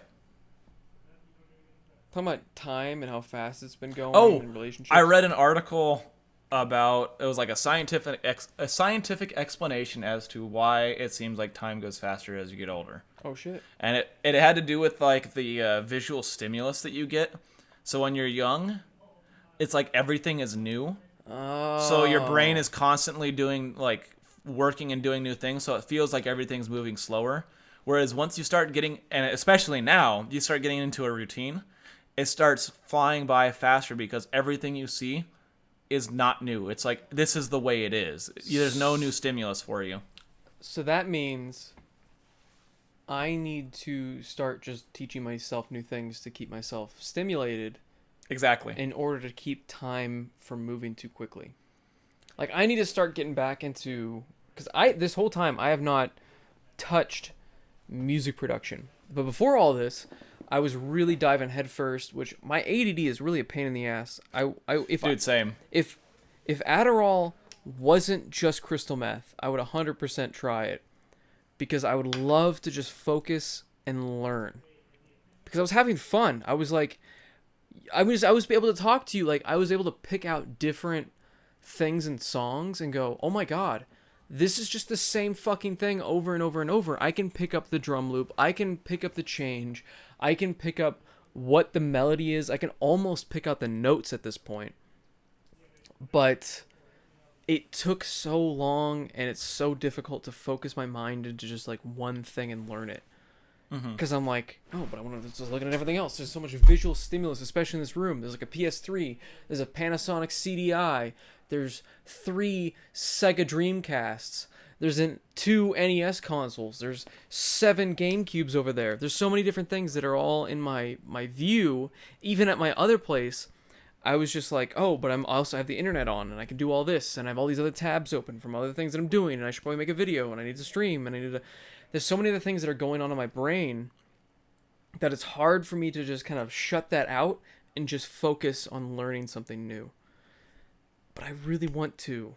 And I really want to figure out how to do that without taking mind-altering drugs. Yeah. Because I've heard of people that take Adderall, and there are 2 different sides. There are the sides where, like, oh, it just really helped me focus, and it was great. And there's the other side where it's like, yeah, I'm really dependent on it now, and it makes me a empty alien of a person. And that side's fucking terrifying. Yeah, and it's like, if you don't take it, then you just feel lost without it. I feel like people who've been taking Adderall since they were really young have that more often than people that start taking it now. But I still, like, I feel like I got this far in my life without it. I don't need it. I did, but I still have that problem. Right, but it's all about working with it, right? It's so difficult. I know. I just need to do it. I just need to focus in and make myself. But it's so... I feel like I'm using so much brain power to make myself focus that it makes it even more difficult to learn it. Because instead of spending the time and actually learning what I need to do, I'm spending so much brain power to stop myself from doing other things. I don't know. That's just what I've come to notice with my own brain. Yeah, no, I get it. Trust me, I get it. It's like, I do so much shit on a computer for one job, and then I spin around to the other computer, and then I need to do stuff on that too. And it's like, I need to go outside and work out so I can start doing other things before I start working on another thing on a computer, because it's just like, there's just too much going on. Dude, that's another thing when talking about computers and stuff. Like, that's why I have these, because otherwise my eyes just bloodshot. Like, they like get extreme pain. They turn all red because they actually work for you? 100%. Because, so my roommate says that they work for him too. But I remember reading articles that they don't work, and then some of them saying that they do. So it's really weird. I remember reading that as well, but I just know that when I first started working at my company, I had headaches all the time, and I had my eyes getting bloodshot, and they burned. And then I got these for like $10, and I have not turned back because they got rid of all my headaches for the most part. Now, when I work for 9 hours at work and I'm editing things and I'm staring at my monitors for that many hours straight, and then afterwards I have to make a video and I'm staring at more monitors to edit and stuff, then my eyes are still going to explode and blood vessels are going to pop and they're going to be headaches and stuff. But if I do only work for about 8-9 hours and I'm still staring at the monitor, it helps tremendously. Because before, after like 3 or 4, I was fucked. I was just absolutely fucked. And very interesting. Yeah, I've noticed a huge difference. And they're cheap. I'll probably pick up a pair when I order the G Fuel. G Fuel and glasses. Do you have like the dark circles underneath your eyes? Because I can't get rid of them. I was gonna ask you if you knew how to get rid of them. Because not really anymore. I used to. How'd you get rid of them? Sleeping more, eating better. I've been working out. I've been doing those things, and it doesn't do anything. Everyone's like, "Oh, you look like you do copious amounts of drugs." I'm like, "Well, I don't." but I'm just constantly on the computer, and I have to. That's my job, and then it's my second job. So I don't know. Yeah, maybe try taking more frequent breaks outside. That's what I've been doing. That's what I've been doing. Walk around the neighborhood like every hour or every 2 hours, whatever. It's hard recently just because my work, it went from kind of busy to, oh shit, I have 3 hours of webinars, and then the rest of it is meetings and editing said webinars, and like trying to follow up with people and checking my email that I missed during that 3 hours. Right. And catch up on all the other tasks. I'm so behind on work because of, I have to do 36 webinars in 6 weeks. It is 6 webinars a week, and every Friday I have to have those 6 webinars edited. I have to get the audio from everyone. I have to basically do this right here, what we're doing right now. I have to do 6 podcasts a week, and I have to get 2 other people's audio, sometimes 3, and I have to hope that they send it to me on time in order for me to edit it by Friday. Wow. It's a nightmare. And then I have to wait for GoToWebinar to process the video, download it from there, take their audio, sync it, and then if their computer fucks up, sometimes I can't even do that, so I just have to use the audio that is used on the GoToWebinar. I don't know. It's just... Oh, wait, was I supposed to record mine? I'm kidding. I'm kidding. I was like, wait a minute, you're fucking with me. Yeah, I am. There are plenty of podcasts that only use the OBS audio, but I just Which is fine. It's fine. But if I was doing that on my end, there's plenty of times that you've gone robot voice on me for like a good 20 seconds. Or it cuts out for like a split second. Yeah. And that's I've had that fine. happen multiple times with you, but like I get the gist of it, but like recording the audio, if I could get the actual file. Yeah. Way better. And there are lots of podcasts out there that like PKA does that Painkiller Already podcast, which has do you know who FPS Russia is? Yes, I've heard of him. Yeah, he's on that. And the fucking stories, he's such a character, good lord. Like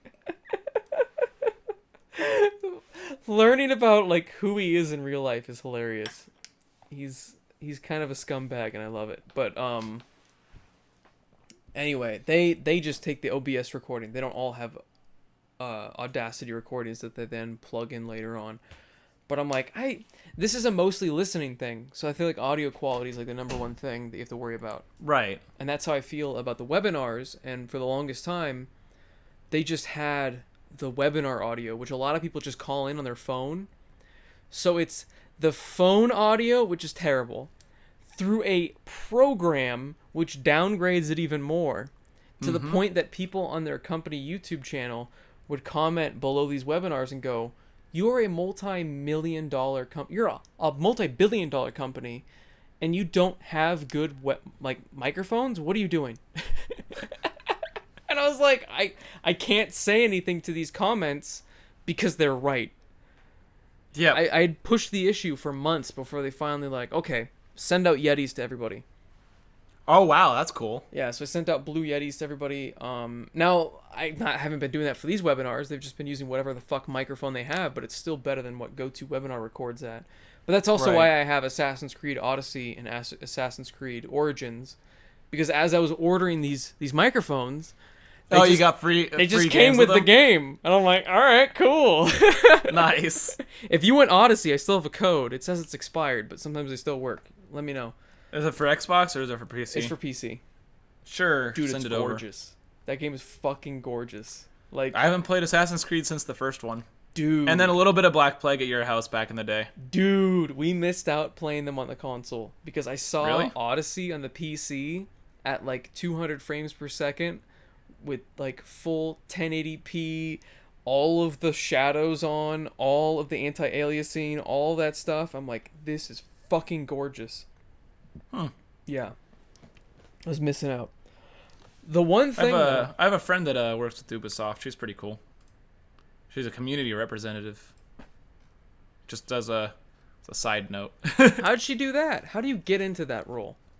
I don't know, but she's a TO for North Carolina Rivals of Ether. What is a TO? Tournament organizer. Oh, I gotcha. So she does what I do on a regular basis. I forget what her username is. Dude, community manager was always like my dream job when it came to video games. That's your your job. Yeah, she's a community representative for Rainbow Six game, Far Cry game, and the Crew game. 2 of those are good. Which one's the one that's bad? The Crew. Oh, wasn't that the one we bought? It's fucking garbage. We both bought it for like $5-10, and we both. Did we? Yeah, it was really cheap. Oh yeah, yeah. Because it was supposed to be like you can go anywhere in the world, but then like you drive Anywhere like in the 10 United minutes, States, and it was you're like you drive 10 minutes and you're in another state. And you're like, wait, I was like, wait a minute. That's not what they advertised. Oh fuck! What a garbage game. Yeah, so yeah, her Twitter's like @goodmorning with like 3 I's in morning. Pretty cool person. And I'm okay sharing her Twitter because she's literally a community representative and it says it on her Twitter. That was always my dream job, to be like a community manager for a video game company. You just gotta get involved.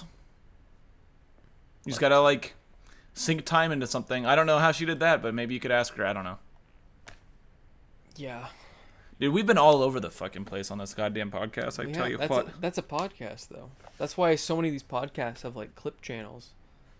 I see. Yeah. So if like hundreds of thousands of people watch this, I'd have a clip channel. How many people do watch this normally? Like what, 10? I fucking wish. How many people watch it? It's like 3 or 4. Wait, really? Yeah. No, you're joking. Your podcast get more views than that. 10 people? 4 people? Oh no, 3 to 4,000. Yeah, I made a joke saying 10 people total. Oh. Okay, no, that makes more sense. I thought you meant like 10,000. No, like 10. Oh, okay. Yeah, I was like fucking less people that would be invited to my wedding. 10. Can you imagine if we were like, if I went through this much effort every week to record a podcast for and your 10 dad and your mom are just like, that was really good, son. Really good. All my family members. And then a couple of random people online that tune in every week. Good shit, bro. Oh fuck. That'd be You're really doing it, man. Be so funny. It's almost worth the misery. Oh man. Oh fuck. Oh, that's so good. That'd be so funny. You know, it's funny that my solo podcast, not this week's solo podcast, but last week's, it did better than like a couple of my normal podcasts. Well, yeah, because it's just you talking. Yeah, I was like, who the fuck was that? They don't watch FANTAVISION for SBS. They watch FANTAVISION for Fanta. But they... actually, no. They watch FANTAVISION for Eric, and then I guess you. It's like watching Adam Kara's channel for Stefan, but Adam's there too. I'm kidding, of course. Oh, of course, yeah. I need Eric back in more videos. I ordered him a mic, so hopefully he gets bored enough to do it one day. Exactly. Yeah. And we need another 3-person podcast too. That'd be fun. Yeah. It'd be a good time. I just gotta try to catch you when you're not busy with rival shit. Yeah, it's really weird because like every time you ask me, I'm just like, yeah, I wanted to say, yeah, sure, bro, I'll do it, but like, it's hard to plan around it. Wait, because it's so sporadic. Yeah, because like I put in 20 hours for Rivals last week, right? But this week I've only done a couple, so. Well, you also did like a huge live stream event. Yeah, that was 9 hours of the work right there. Yeah. Whereas this week you and didn't then have a live you stream. you add that onto my 40 hours a week. Yeah. And then this week I just like haven't wanted to be doing much. I just kind of been chilling, you know. Yeah, that's I had how a weird felt this week. week. I've been playing One Step from Eden though. You've been playing. I made it for my rivals hours in that. You've been playing. I'm at 27 now. Game. That's insane. You put 27. I beat the shopkeeper, dude. I saw that. I'm sad that I missed it on stream. Yeah, dude, I clipped the final thing. Remember when like you saw that crazy move? You're like, how the fuck are you supposed to dodge that? Yeah, I saw that clipped in slow motion. And slow mode the fuck out of it. And I'm like, okay. And then I killed her during that attack too. That's dope. That's VOD review, baby. That's so cool. Yeah. What time was it Fun game. when you finally did that? I posted a picture of my unlock in a channel. So hold on you one weren't. second. No, I mean like during the Discord. When did you actually do it? Yeah, I posted as soon as I finished it. So 1 second. I just got to see when I shared the screenshot. Oh, so it was today. That was this morning at 3:28 a.m. Oh, 3:28 a.m. Jesus Christ! No wonder why you slept in so late. Yeah. When did you wake up? Yeah. I woke up around like 12:30 and stayed in bed till like 1. Oh my god. Yeah, I've been going to bed at like 3 o'clock every day this last week though, so it's pretty bad. I can't do that because I have to wake up for work and shit. Yeah, so do I, but then I stay up really late. How many hours of sleep you been getting? Like 6, 5? 5.5. That's why I slept so much today. Bro, that's why I'm like, what the fuck? Why do I have these? I've been sleeping like 8 hours, like 7.5 to 8 hours every night. And yet I still have dark fucking circles in my eyes. You're like, yeah, I would have like 5 hours. I'm fine. Look at me. I'm fine. Nothing wrong with me. Yeah, exactly. You fucker. Oh, god damn it. Oh, man. It's like my life in a nutshell. Like, somebody else will be doing something worse, but they're doing better. And then I'm like trying to do the best I can. It's like, doesn't work out for me. Everything's different to the individual. And honestly, I will not be able to sustain this sleep schedule for much longer because I feel it. That's I definitely, like, for my lunch break, I'll take naps sometimes. For my lunch break. Because, like, it's great because, like, I work right here. Yeah. So my lunch break happens and I spin my chair around and I just go like this shit. Do you actually clock out for your lunch? Yeah. Oh, I don't. I do. I don't. If I'm not working, I just do this and I'm like, boom, nap time. There you go. Yeah, easy. Easy Yeah, shit. I just go to the living room. I usually take. I don't like taking naps in my bedroom because then I sleep longer. Well, yeah, my bedroom's in there, so this is just my futon. Yeah, it's great. Yeah, my bedroom's right back there, and I get like a 30-minute power nap and I'm like, boom. I don't do it every day, but it's great. Yeah. And then like I'll heat up some food after I wake up and work while I'm eating. Yeah, that's Easy what I peasy. do. That's what I do too. Yeah. But yeah, I've been starting work between like 8 and 10. That's a big gap. I wake up when I wake up. I don't know what to fucking tell you. I don't have that option because the fucking webinars. Like, I gotta be. Oh, I've got huddles at 10 a.m., so I need to be on by 10. Oh, okay. I have to be on and ready to go by 9:30 because I'm having like a. That's when the webinars start on Tuesdays. Mondays are a little bit more open, and Fridays are too. But I've been having meetings and like test webinars at like 9 a.m. And I'm like, Gross. What the fuck? Why is this so early? Ugh. Because you should be at work at 7 a.m. It's not early. Well, 8 a.m. for me. I have to be work at 8 a.m. Well, I'm just going by like average boomer work schedule. Average boomer. We're boomers now. Well, no, like just what people like elders in your fucking office think. Oh, I don't know. I've got gotcha. I've got a coworker at my regular job, not the one I'm contracted out to, because like, I have like a job and then I have a job that they sent me on. It's so weird. Yeah, it is weird. But at the main base one in that office, there's a dude that gets in at 4 a.m. every day. Shit you not. Why? Don't know. He's an older guy, and that's what he wants to get up. So he does it. And then he's out by like 2 p.m. every day. Like, I can imagine being up till 4 a.m., but waking up at 4 a.m. sounds like a nightmare. No, he's in the office at 4 a.m. There was a job that I worked. It was actually one of his projects, but like, remember those like 24-hour coverage things? Like you need to be on call 24 hours. And then for a little bit, I split 12-hour shifts with someone, but like it was an hour drive one way. Yeah. So it's basically 14 hours of work every day. And I had overnight ones sometimes, so I'd like be getting off of work at 3 or 4 in the morning. And I think there was one where I got in at 7 p.m. and worked till 7 a.m. and got home, and then like went to bed at like 8 or 9 a.m. Oh my god.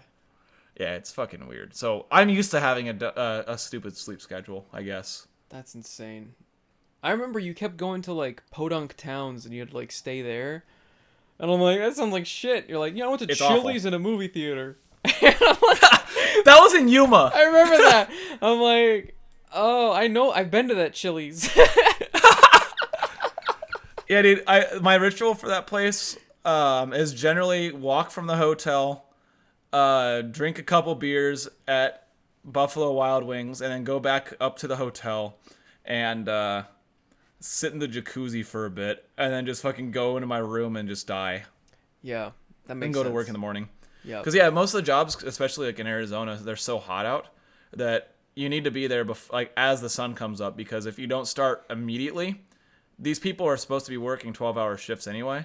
So, like, I need to be on site by 5 a.m. a lot of the times if I'm doing field work. But you're just sitting there.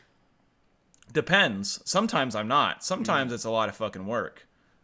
Like, for a tank pull, you have, like, 3 or 4 days where you're just kind of sitting there supervising, taking notes. But then, 2 of those 5 days of a week, you are frantically taking samples nonstop for the entire day, and taking notes, and taking photos. And it's just, like, exhausting. Even the, like, supervising, just because of how long you have to be out there and the conditions you're in, it's exhausting. God damn. Yeah. But hey, shmoney. It's true. When I usually do those tank pulls, I get like 60 hours in a week. For 5 days, yeah. That's a shitload of overtime. That's Time and a half, baby. That's Yeah. what pays for them whiskeys. But I am not doing that right now. I'm doing the other one where I'm just working remote at that office. Is the pay different from your normal job, or is it just the same? No, but I don't get overtime. Oh. That's like a good But thing right and a now bad I'm getting thing. 40 hours a week, so whatever. Yeah. Because like whenever I would just do like only office weeks, I would get like, between like 35 to 37 normally, because I just like be like, it's time to go. fuck I that. just leave. Yeah. But now I'm just like, well, my office is here. I cut off 2 hours each day for my commute. I might as well work 8 to 8.5 or whatever and just Yeah. get my 40 hours. Because what am I going to do? Drive home early to go hang out with friends? Yeah. I know what you mean. Yep. Yeah, that's what it was like. I'd leave super early on Fridays because during the week, I wanted to miss rush hour traffic, so just stay like an extra hour and a half. Mm-hmm. And I'm like, Yeah, leave work at like 6:30 p.m. You're like, oh god, this sucks. you feel like shit. You get home, you're fucking tired, Yep. and I'm like, God, I want to make a video. And then I make videos, and then I'm editing, and then sometimes I edit shit at work, just because I can kind of do both. I can like answer emails and edit at the same time, and even if I have to edit, I would just bring the file to render it at work. Ugh. It was like nonstop. That's why I think that's why our mentality's gotten a lot better. We just have a fucking break. Yep. You can take a nap, Like, Yeah. You can't fucking That's do that. like, if I'm tired at my job normally, what I have to do is just sit in the break room, try to like maybe go buy a soda or something to like get caffeine and fight through the day. I wouldn't even take lunches. Yeah, no, stopped like I do taking like lunches. 15-minute lunches. Yeah. Yeah, I used to do the full hour and I'd hang out with everybody and talk Oh, with my fuck managers. that. But then Fuck that. after a couple of years, I was like, it's a waste of my fucking time. Why am I wasting an hour in the lunchroom? Like once we stopped playing Magic every day, I was like, this is a waste of my time. Why the fuck am I doing this? Make your food, go eat at your desk, and don't charge any time. Or make your food and eat it in 15 minutes if you don't want to work anymore, and then charge 15 minutes or punch out for 15 minutes. That's what I do. Oh, I didn't punch out at all. I would just work through it. And they told me originally, they're like, oh, Well, yeah, you sometimes can't do I don't that. want to work through it. Oh, I see what you mean. Yeah, I would just work through it. I was like, fuck it. And the thing is when I was working, like, I didn't have tasks to fill the 8 hours every day. Now I fucking do. Now I have, like, way too much. Yeah, that happened on One of my like when I was working for the main office, like sometimes I just wouldn't have enough work for 8 hours. But sometimes I'd have more than that, so it balanced out. Yeah, exactly. That's the thing. It's like it's a lot of these jobs. It's feast or famine, and it's so that's why the American 40 hours a week, come in 8 hours a day thing is just stupid because that's not how the real world works. You don't just That's how you get people just looking at their phones all day because they don't have anything to do. Watching YouTube, looking at Reddit, looking at their phones. I mean, I remember I used to sit behind everybody. I could look at everybody's monitor and I could see what they're doing. I mean, half of them would be fucking dicking around. I mean, now, not so much. I mean, even before this whole pandemic, I didn't have time anymore because they fired a shitload of people. So everybody was doing like 4 different jobs, including me. I was doing Europe stuff. I was doing North America. I was doing everything. And, yeah, it was fucking chaos. And now that we're working from home, it's even more so. Because your job is literally setting up all the things that they can't do anymore. Yeah, so there's no more trade shows anymore. So all my social media duties are the trade show persons. And you think, oh, that frees up so much time.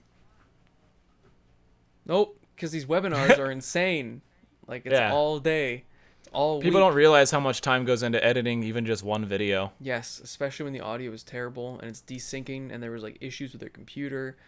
And it's just... Or they don't... That's why I'm having you wear headphones. Because I was like, I've learned from my webinars that if they don't have the headphones on, I have to go through and chop every single time... Oh, you're not listening to me. Even though I had really good hair today. Fuck you. I had great hair today. Oh yeah, I had. Fuck you. I had like. Oh well, now it's not. Not anymore because we've been wearing headphones. But like, my hair's it was okay. It was pretty good. I was looking good before the call. You still look fine. But no, it makes sense. No, I always look great. I'm the best. But I would in their Audacity recordings, I'd hear the other person talking from their computer, so I'd have to go through and cut every single time that other motherfucker's talking and turn off the volume, and I'm like. God damn it. Oh, because I did it through their speakers? Yes. Oh. And I'd be like, look, do you have a set of headphones? Like, no. How the fuck do you not have headphones in your house? When I do like Discord calls and stuff, I'll usually play it through my speakers and through microphone, but I'm also not recording those, you know? Yeah. And I also have a noise gate on Discord so it doesn't pick up anything under a certain volume. So I'm pretty conscious about it, but Audacity would definitely pick it up. Because as soon as you said you're doing it through Audacity, I'm like, oh, okay, I get that. Yeah. Yeah, Discord's pretty good about that. I never hear myself. Yeah, like you can actually edit the noise gate. So that way, like, I can have my speakers on at a volume that I am comfortable listening to without putting on headphones and squeezing my head. Yep. And just be like, yeah, that's why I love cool. these. Like, my other, like, these headphones that I wear for work, they're comfortable because they got these fucking giant, they're like pillows. Yeah. They're wonderful, but it does squish my head after a while. These... They don't have huge cushions, but like they're loose. They're really loose, and they're super comfortable. And they have open backs, so like I'm not sweating. My ears can breathe. Let me see if I can find my good headphones that I have for listening. Your V-Modas? No, those are my DJ ones that I don't use anymore. Those are good. Pretty old. Yeah, they're good, but like they're pretty old now. Yeah. I have the Audio-Technica's listening series, like those really nice ones. Dude, don't you have your old logo on those, the V-Modas? Yeah, actually I know where that one is. Hold on. Dude, that is fucking nostalgic as fuck. Having your old DJ lag switch. Look, everybody look up DJ lag switch on SoundCloud or something. Yeah, you can do that. That'd be cool. God damn. Actually, I stopped paying for premium, so they only have a couple of them that are available now. Proud of you. I was paying for premium for years. I know. I was like, dude, what are you doing? I told you after I stopped too, so it wasn't like you convinced me to stop it. But I told you should stop it. I was like, what are you doing, man? Yeah, I don't know. You should have just made your mixes a podcast because fucking. Well, I'm gonna start streaming my mixes now. Oh, okay. On Twitch? Yeah, that's why I got this setup. Check this out. So I got a little miniature board. I was with you when you got that. Yeah. Yeah. Well, your people aren't though. Oh, that's true. Yeah. So I got a little miniature board, right? People. And then I had to get a RCA to 1/4-inch RCA adapters or cable. Yeah. That was long enough. And then wow, this already collected dust in that short amount of time. Arizona's crazy. I know, right? But yeah, so then I got that, and then I got an Elgato, because I had a problem. I streamed a DJ mix once while people were playing Rivals at my house. But the problem was there was like a split second of latency between what was going in my headphones, because you plug into like the Q port right here, right? So you can hear what's coming up next, and you can also make it so you can hear what's coming up next mixed in with what's actually coming out. Yep. So like, I'm gonna oversimplify it for listeners, but basically you have something in your headphones that the audience can't hear. Yeah. And you can move a dial so you can hear what it would sound like mixed in with what the audience can hear. So then you can move it live. And what was coming out of the spader thing. Yeah. What was coming out of the speakers, though, was a split second off of what was coming through my headphones and what was live. Oh, that's fucky. Yeah, and because like I like hearing it through the speakers too, too. so that way I can take off my headphones real quick and not have to adjust this knob. Yeah, we usually have it like this whenever we DJ. Yeah. And so basically that entire set, which I did record and I need to listen to again, I mixed through my headphones like entirely. I just put both of them on and would have to switch through them. Yeah. But now with this, the audio and the speakers are all going to be coming out of this, which is directly plugged into this, and the Elgato is plugged into the computer, right? That's up here that you can't see. And that will be feeding the output to the stream, and the stream won't be sending any audio out to my speakers anymore. So everything that will be coming out of my speakers will be completely centralized from the board, from the sound card in the board. Have you tested that yet? I haven't. I was going to probably tomorrow. I was going to do it today, but I had stuff to do. So tune in to your stream tomorrow. Yeah, it's AZ_SBS. There you go. And my plan is right now, I have some cool stuff I want to do with it, which after this podcast is over, I need to explain it to you. It involves a green screen. So exciting. And then it also involves the... Do you have a green screen? Yeah. I got one for free because some people were done with it. But it also involves a stream deck here. Ooh. Yeah, so I got some cool ideas. I need to do more with my stream deck. I still just have Glory to Anuman. I fucking used all the time last night because people were like super generous, and that was awesome. I just kept spamming Glory to Anuman.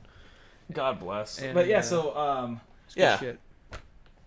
It's gonna be useful, and then I have a plan to do DJing for like an hour, like 30 minutes, depending on my mood, and then move straight into games.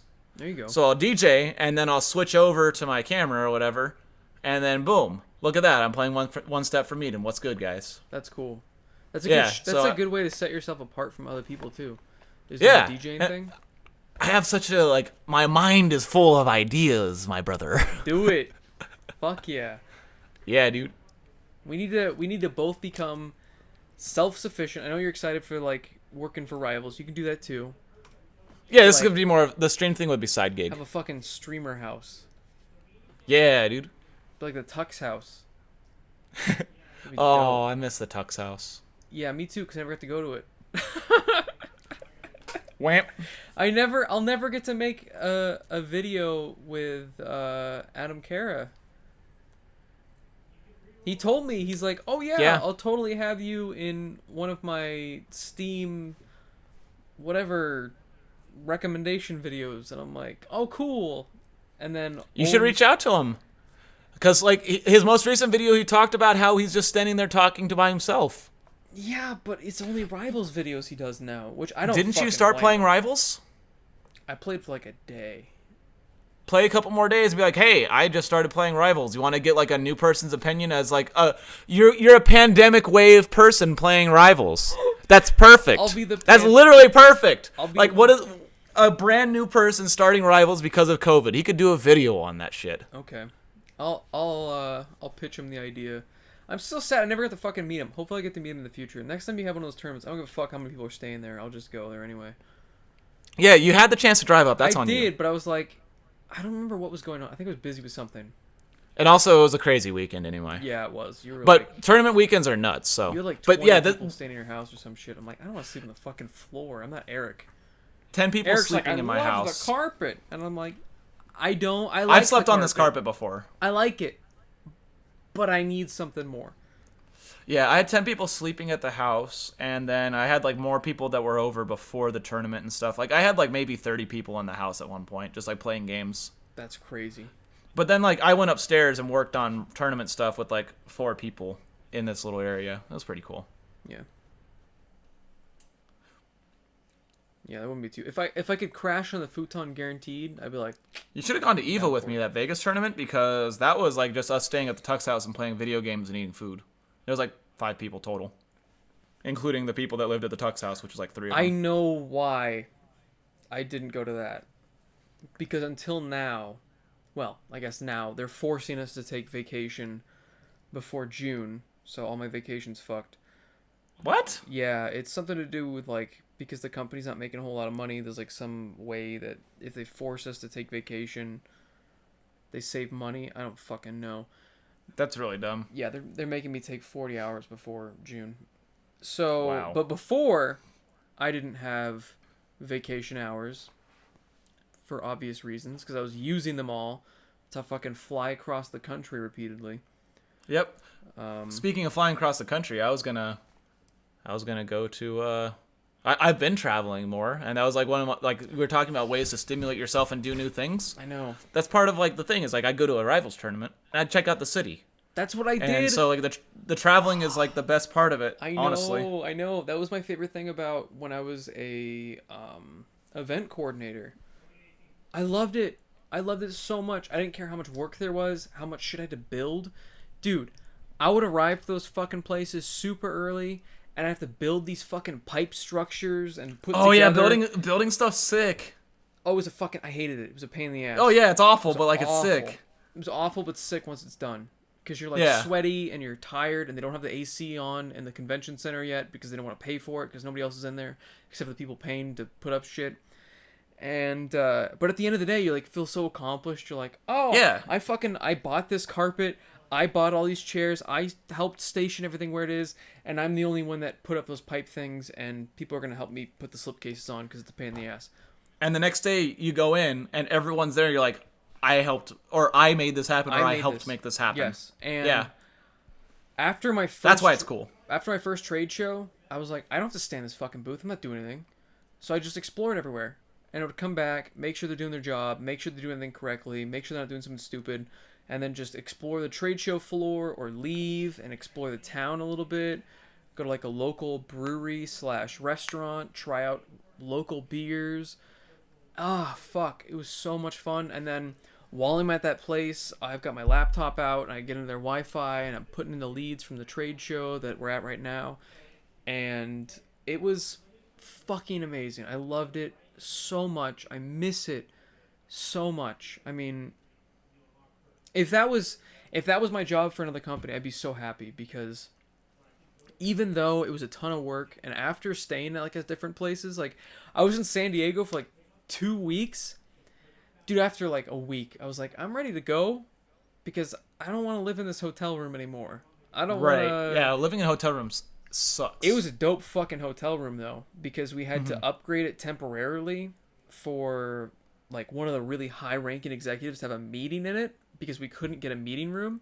So I was like top floor in a corner, like suite.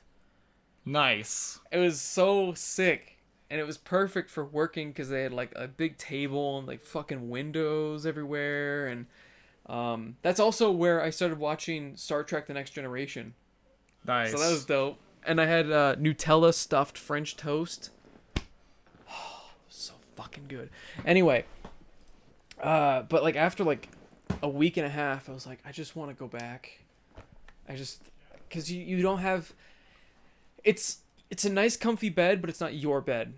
Right. And there's like a huge difference between that. But if I could go out traveling again, just like for a week at all these different places or a couple days, it's so much fun being able to see the new environments, talk to new people. It's just so much fun. I love it so much. Even like venues are pretty cool to see the difference of each place. Yeah, like you get to see like their convention centers, or like their like city convention centers. Like this wasn't even a convention center, but I went to Frostbite, which is a big Smash Rivals tournament. Yeah. And I helped set up the Rivals area, and then it's like, check out the area surrounding it. It's like we're at the Crown Plaza Hotel down in like downtown Detroit. It was actually pretty dope. And we walk That's downtown crazy and get. because Detroit sounds like you just get shot. Where I was, it was fine. Oh, okay. I can't speak for the rest of it because I didn't get to spend much time outside, but I definitely walked to a Coney dog place at like 2 a.m. Damn, they were open at 2 a.m. And also, it was so cold, it hurt my face. Like Oh, it was shit. actually like. So I'd been in New York the Yeah. year before, wearing the same clothes, like boots. I don't think I brought boots to.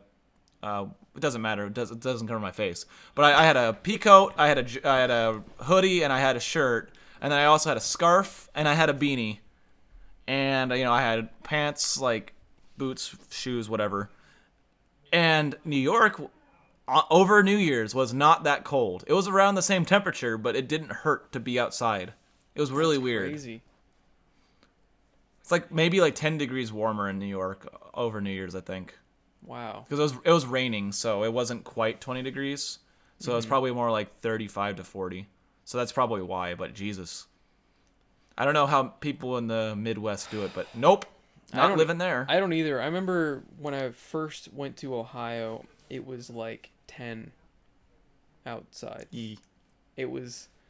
That's a lot of note for me, boss. But it was like so cold, it wasn't cold. You know what I mean? Like it was cold, but it was like... I don't know. It was so strange. It was like because it had just snowed, like the air was so still. There was no wind. And because there was no wind, because wind, I hate wind. Fuck wind. Yeah. Because it can be cold and that sucks, but cold with wind, I can't deal with that. And it was not windy at all. It was just still, and it was just like snow everywhere. So it was really quiet. I was like, this is awesome.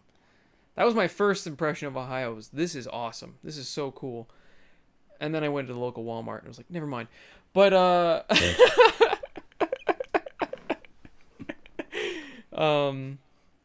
yeah, I don't know. There's definitely that chill factor of the Midwest and even the East Coast that I can't deal with. Yeah, the tournament was called Frostbite for a reason, but still, no thanks. I'll take 120 degrees over that. Was that Big Drink Land? Where was Big Drink? That was in Wisconsin, but that was also during the summer. Oh, okay. That was in July or June of last year. Oh, okay. And that was a tournament that I wasn't going to go to this year because a lot of the organizers left and they started running a different one in Sandusky, which is the one I'm planning on going to. Oh, yeah. But it was also at a Kalahari resort. But the one in Wisconsin, they just announced that they're canceling it because of COVID. Oh, wow. Yeah, they might have been canceling it because of other reasons too. It's hard to say. But I wasn't going to go to that one anyway, so it's cool. The Sandusky one's in July, though. I hope that doesn't get canceled, but I don't even know if I can plan my October tournament right now. It's so crazy. We have no idea when this is going to end. I can't. And, like, for event planning, it's different because, okay, so what if they open everything end of September? Okay, so what, am I going to host a tournament at the end of October, right? No. No one's going to come out to it. Yeah, you need months of planning. Yeah, you need to announce it 3 months beforehand, period. And then 100%. couple that with, okay, so if it eases up 2 months before the thing, let's say 2 months to be nice, how long before people even want to travel? Yeah. Like, I don't know about you, but I know there's plenty of people that are like, well, okay, we'll go back to normal life, but flying? Yeah, it's going to be next year that we have our big old trip. Yeah, because we were planning on Scotland. I was so fucking excited. I had everything together to get my passport. I was fucking... You should still do that. Well, I can't right Your now. I'll get it together so that way you can It's just all submit together. I just have to... Okay. The express place is supposedly really quick. There's like a place downtown Tucson that you can get your passport in like a week. But, that's good. But yeah, it's really shitty because it's like... Whatever. But hey, good news. with stimulus package and all the money we're saving, maybe we can make it a better trip next year. That's true. That's what I'm holding on to. That's true. Also, it's even worse because I wanted to go to Japan next year, but the But now Olympics got we'll postponed just- to next year. So I'm just like, We'll just shift it. Shift everything a year. So we'll go to Scotland next year and then go to Japan the next year after. dude, I'm thinking maybe even Japan over the winter if things work out. You think? If things work out, it's a big knock on wood. But Okay. Well, hopefully. I don't know, dude. I don't fucking know. I just want to go places. I do too. That's the thing. It's so funny. I tweeted out a while ago that I was like, one of my New Year's resolutions was to go out more, to travel more, right? meet new people, travel more, make new friends, do stuff, be like, more outgoing because I'm such an indoor cat. And I was like, I need to be more. So I started going I went to a karaoke night. I was like, I'd never fucking do that ever. I didn't sing, of course, because I'm not going to subject people to that. But I did go to the thing. And it was something new. It was different. It was uncomfortable. But uncomfortable is a good thing because it means you're doing something new. Right. And then this happened right after. I was like... after I was just do you think you would have starting gone to another karaoke night? I don't... Well, the person I was was it your going thing? with... it wasn't really... I mean, it was fun, but I'm never going to be the person singing because people there were actually really good. And I'm like, I don't... See, I've sang before, but I did it at a place called Shooters, and they were all bad. See, if they were all So, bad, it's fine. I would have been more inclined to join in. But these people were really fucking good. Yeah. They kept coming every week. They were regulars. Everybody that sang was regular. Everybody knew everybody, except for me. I didn't know anybody. So it was it took that uncomfortableness and amplified it by 10 times. That's the worst because it's not just a random bar or something like that. It's this is a place that people do things at. Yeah, it was. It's when you're the new person at a tournament. Yeah. It's man, everyone's friends with each other and playing the video game. I don't know anyone here. And it's rough. The person that I was meeting there, she stopped even going to the thing. So why the fuck would I go to the thing where I now know nobody? And everybody still knows everybody. So now there's no reason to go back. But I do want to... I don't know. How do you meet Broaden people? your horizons. That's the thing. I'm trying to broaden my horizons. And you on any dating apps or something? Well, I mean, are you trying to meet people for friends or for relationships? It's kind of... It's kind of both-ish, I just want to meet people, Yeah. I don't really care I met a lot of where my it friends goes. through Frisbee. So, I do things that I like. And then it kind of works out. It works out. I don't know. So the things that you like. Yeah, you do a lot of stuff online, right? Yeah. Is there anything that you care about that is online that also might be offline? I don't know, you're a Star Trek fan. Maybe you go to a Star Trek group. I don't fucking know, I don't want dude. to talk to those people. You've been to Magic events. Same people. I don't want to know them. There's a solid 10% of normal people that play Magic in person. It makes me sad. It makes me so sad that the stereotypical person that plays Magic smells like they haven't showered in 5 weeks. Oh, God, that one pre-release we went to. That was awful. Yeah. But it was really funny because I was asking this person, is this what this spell does? And they said yes, and then I did it to them, and I'm like, cool, I win, and then I left. Dude, you killed it. Were you really sick, too? No. That was a different one. That was a different one. I didn't enter the one I was really sick during. I stayed in the other room, remember? And Eric just kind of hung out with me. And I think it was weird food poisoning or something. Yeah, that was a shame. Yeah. I think there's a better set too. That was the one that smelled. That was the one that really smelled. The one we went to. The one that I actually played in was okay. It was all right. But it had a couple really weird people. The person that you played against last was really weird. Wasn't he cheating and you still won? Yes. And I just believed him because I was like, I don't know all the rules, whatever. I don't want to challenge it. It's just a pre-release. And then I still fucking won and it was hilarious. He got so mad that he threw his cards. I was like, I love this so much.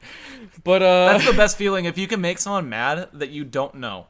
Yes. If I make someone mad at my locals that I know, it's kind of I feel bad. But if that person is a random person I've never met before and I traveled and I didn't do anything mean to them, I just played the game and won, and I just did what I normally do with everyone, and they get mad, that's funny. Yep.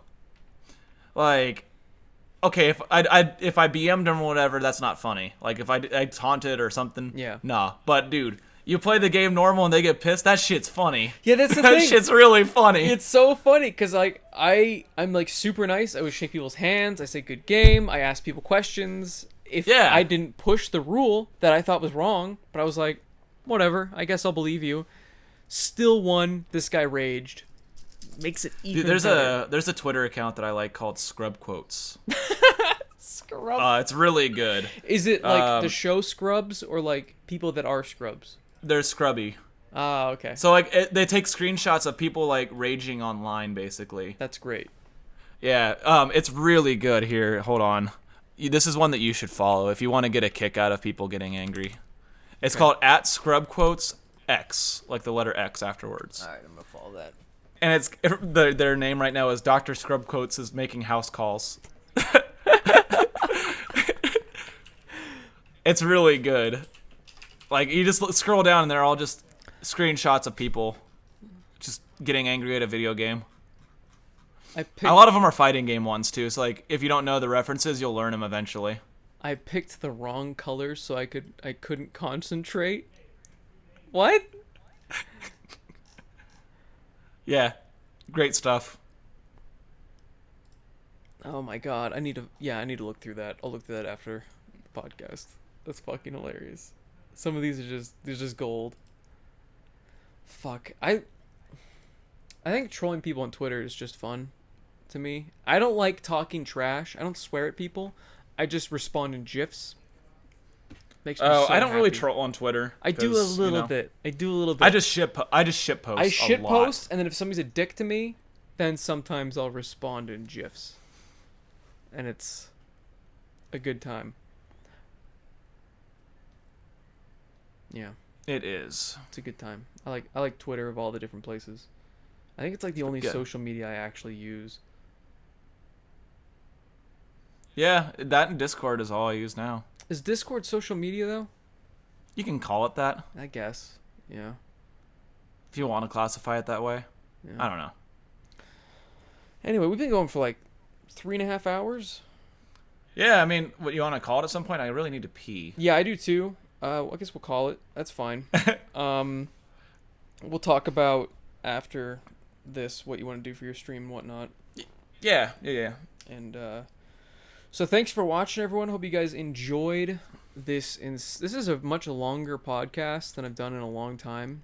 I think you could do it like in parts if you want. Nah, honestly. it's gonna be the whole thing, man. It's a podcast, Nice. the whole thing. All right.